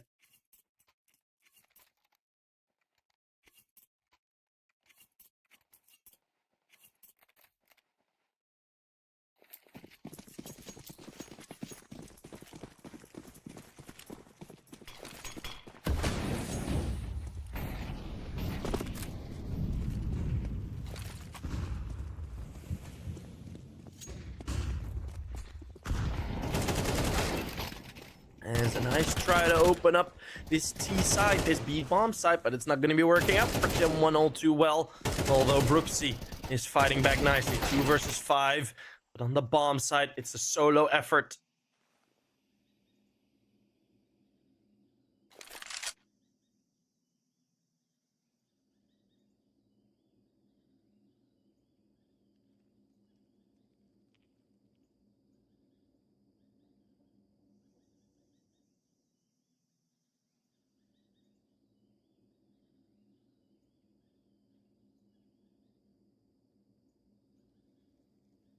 Kersey on his own. Going to open up something onto Kierd. Pre-aim is correct. Doesn't lose any HP. Has a lot of time to work with. Still be going for something here. As Croc will very easily find him from the side. It is going to be Astralis standard. First CT round with full guns is actually going to be a win for them.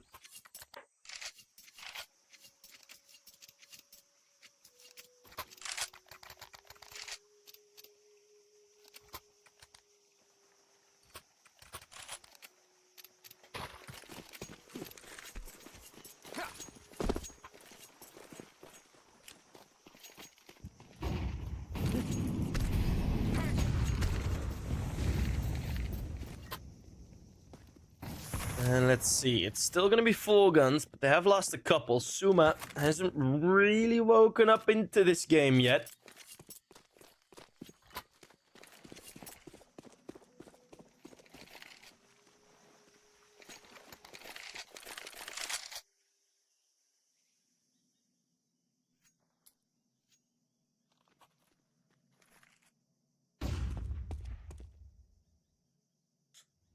Let's see, the T side. Look at the pincer middle. Look at open up something here. As Eternal Fire has just made a nice comeback. Pretty damn impressive. Versus team like Spirit. Ansgi. Let's take down one through a blown open smoke. But as GenOne have sort of completed this mid-presence, we are in a position now on the T side that you could have been in. Good 30 seconds earlier.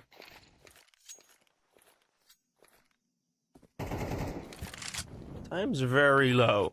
Alright, Zanto's going to be very quick on this flank, and he's going to go all the way. He wants to be late via ramp. But on the bomb side, Gear's holding on. There is very little GenOne can do here. Kersey's on the bomb, but is there anything you can respond with? Not really. It's 11 seconds. GenOne, they completely forget to put on their watches. There's still one player on the bomb side. Suma's still here, jumping out wide. Again, they'll kill the bomb planter. And will even find the other. Had a bit of struggle there. Thought the bomb would be able to go down.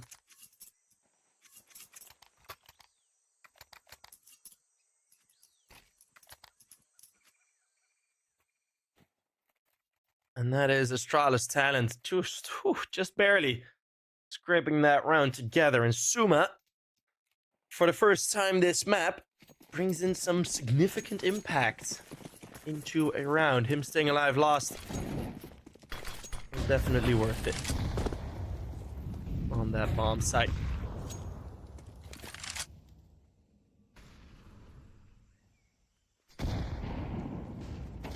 Eight to 10. Hero AK on Draken. He's been good. He's been very good. 20 kills already. Hansky is able to respond, though, cleanly on 2. Maybe a 30 even. Nah, Jex gets past, but won't be past his teammates. There is a bit of coverage. 2v4. Show us, GenOne. Draken Kersey. Will not find much more. Drak on his own. Already damaged from his first engagement. I don't think it's going to be much more than this. Zanto, from this position, you're not going to be the first in, and it's not going to be necessary. As Kier spots the head, takes down the head, and Astralis talent 3 in a row. Are recovering very nicely from the attacks from earlier. So, the money situation, I think, is now decent again for GenOne. It will indeed Yeah, it will indeed be. As round 2-0.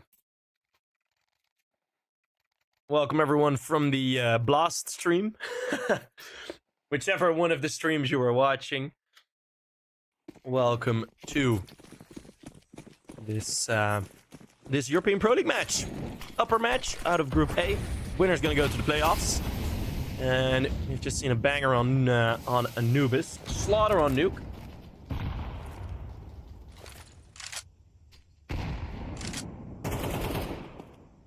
Well, I think you guys have just seen a banger on Anubis as well. If you've just come from the Spirit Eternal Fire game. Well, GenOne, they're going to be setting up on the B lane. Getting this control for free, and this time Astralis talent aren't as loaded on this B bomb site. Ready to shoot though, undoubtedly. First kill is already there for Drak. Now all of a sudden, this position from Suma becomes very weak. Yeah, there's a rotate, but what can Ansky do here with an AWP? Not much, if anything. So he'll be escorted out by Zanto, holding his hand whilst they're running back. Free bomb plant in GenOne will be on 11.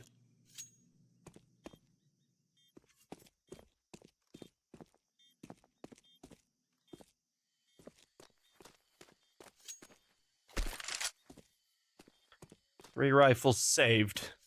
Money decent for Astralis talent, but still too long to go.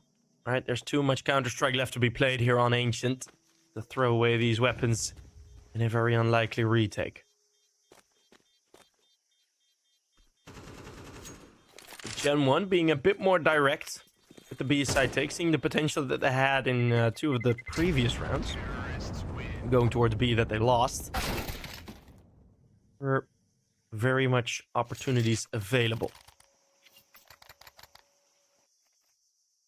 Brock fails to save the AK. I think he did go for it from what I saw on the minimap, but just not enough time for it.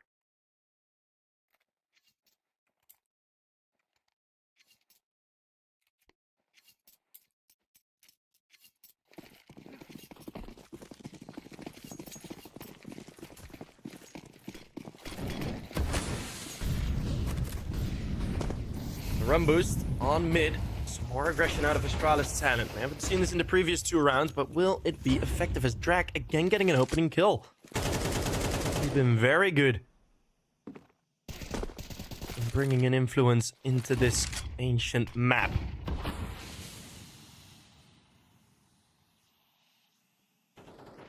Cave presence from Kier. How ballsy does he want to be? Be Brooksy looking for him. Oh, but of Kersey. But Kersey just turns his back. Here gets a free one. A nice individual play to recover. Onto Astralis talent. But over towards A. Zanto isn't really in a position where he can escape from here. If they keep dry peeking this, that's going to be an advantage. Zanto taken out, and with the util still available, how do you ever start this retake? How do you even think about this retake? Because there's another molly, there's another nade. David Duvek does go down. That's a window. A window of opportunity. One flank, gonna be very low. Brooksy needs to make haste. But you don't have to worry, because Drak still holding on the bomb site. Very nicely, it's Kier and Ansky that try to fight together, but the flank has time to come in. It's Brooksy with one. Kier looking for the bomb, can't seem to find it. Does run out with a pistol. Brooksy with a chaos spray. Finds it finally.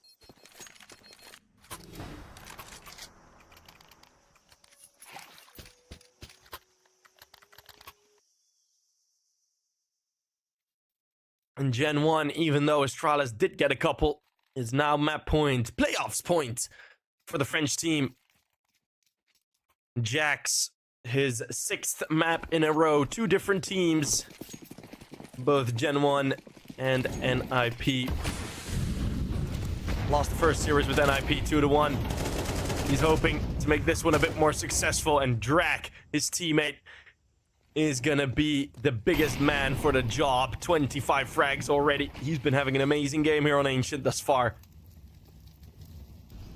And he is looking to end it again. A solo play from Drak, but he has been getting the better of most. Croc response. There's the flank, 3v4. Now GenOne are the ones with the disadvantage heading into this bomb plant, but before we can even get there, it's Jax with one. Maybe even more, as they all come from Donut. Jax eats them all up, and it's oh so sweet for him.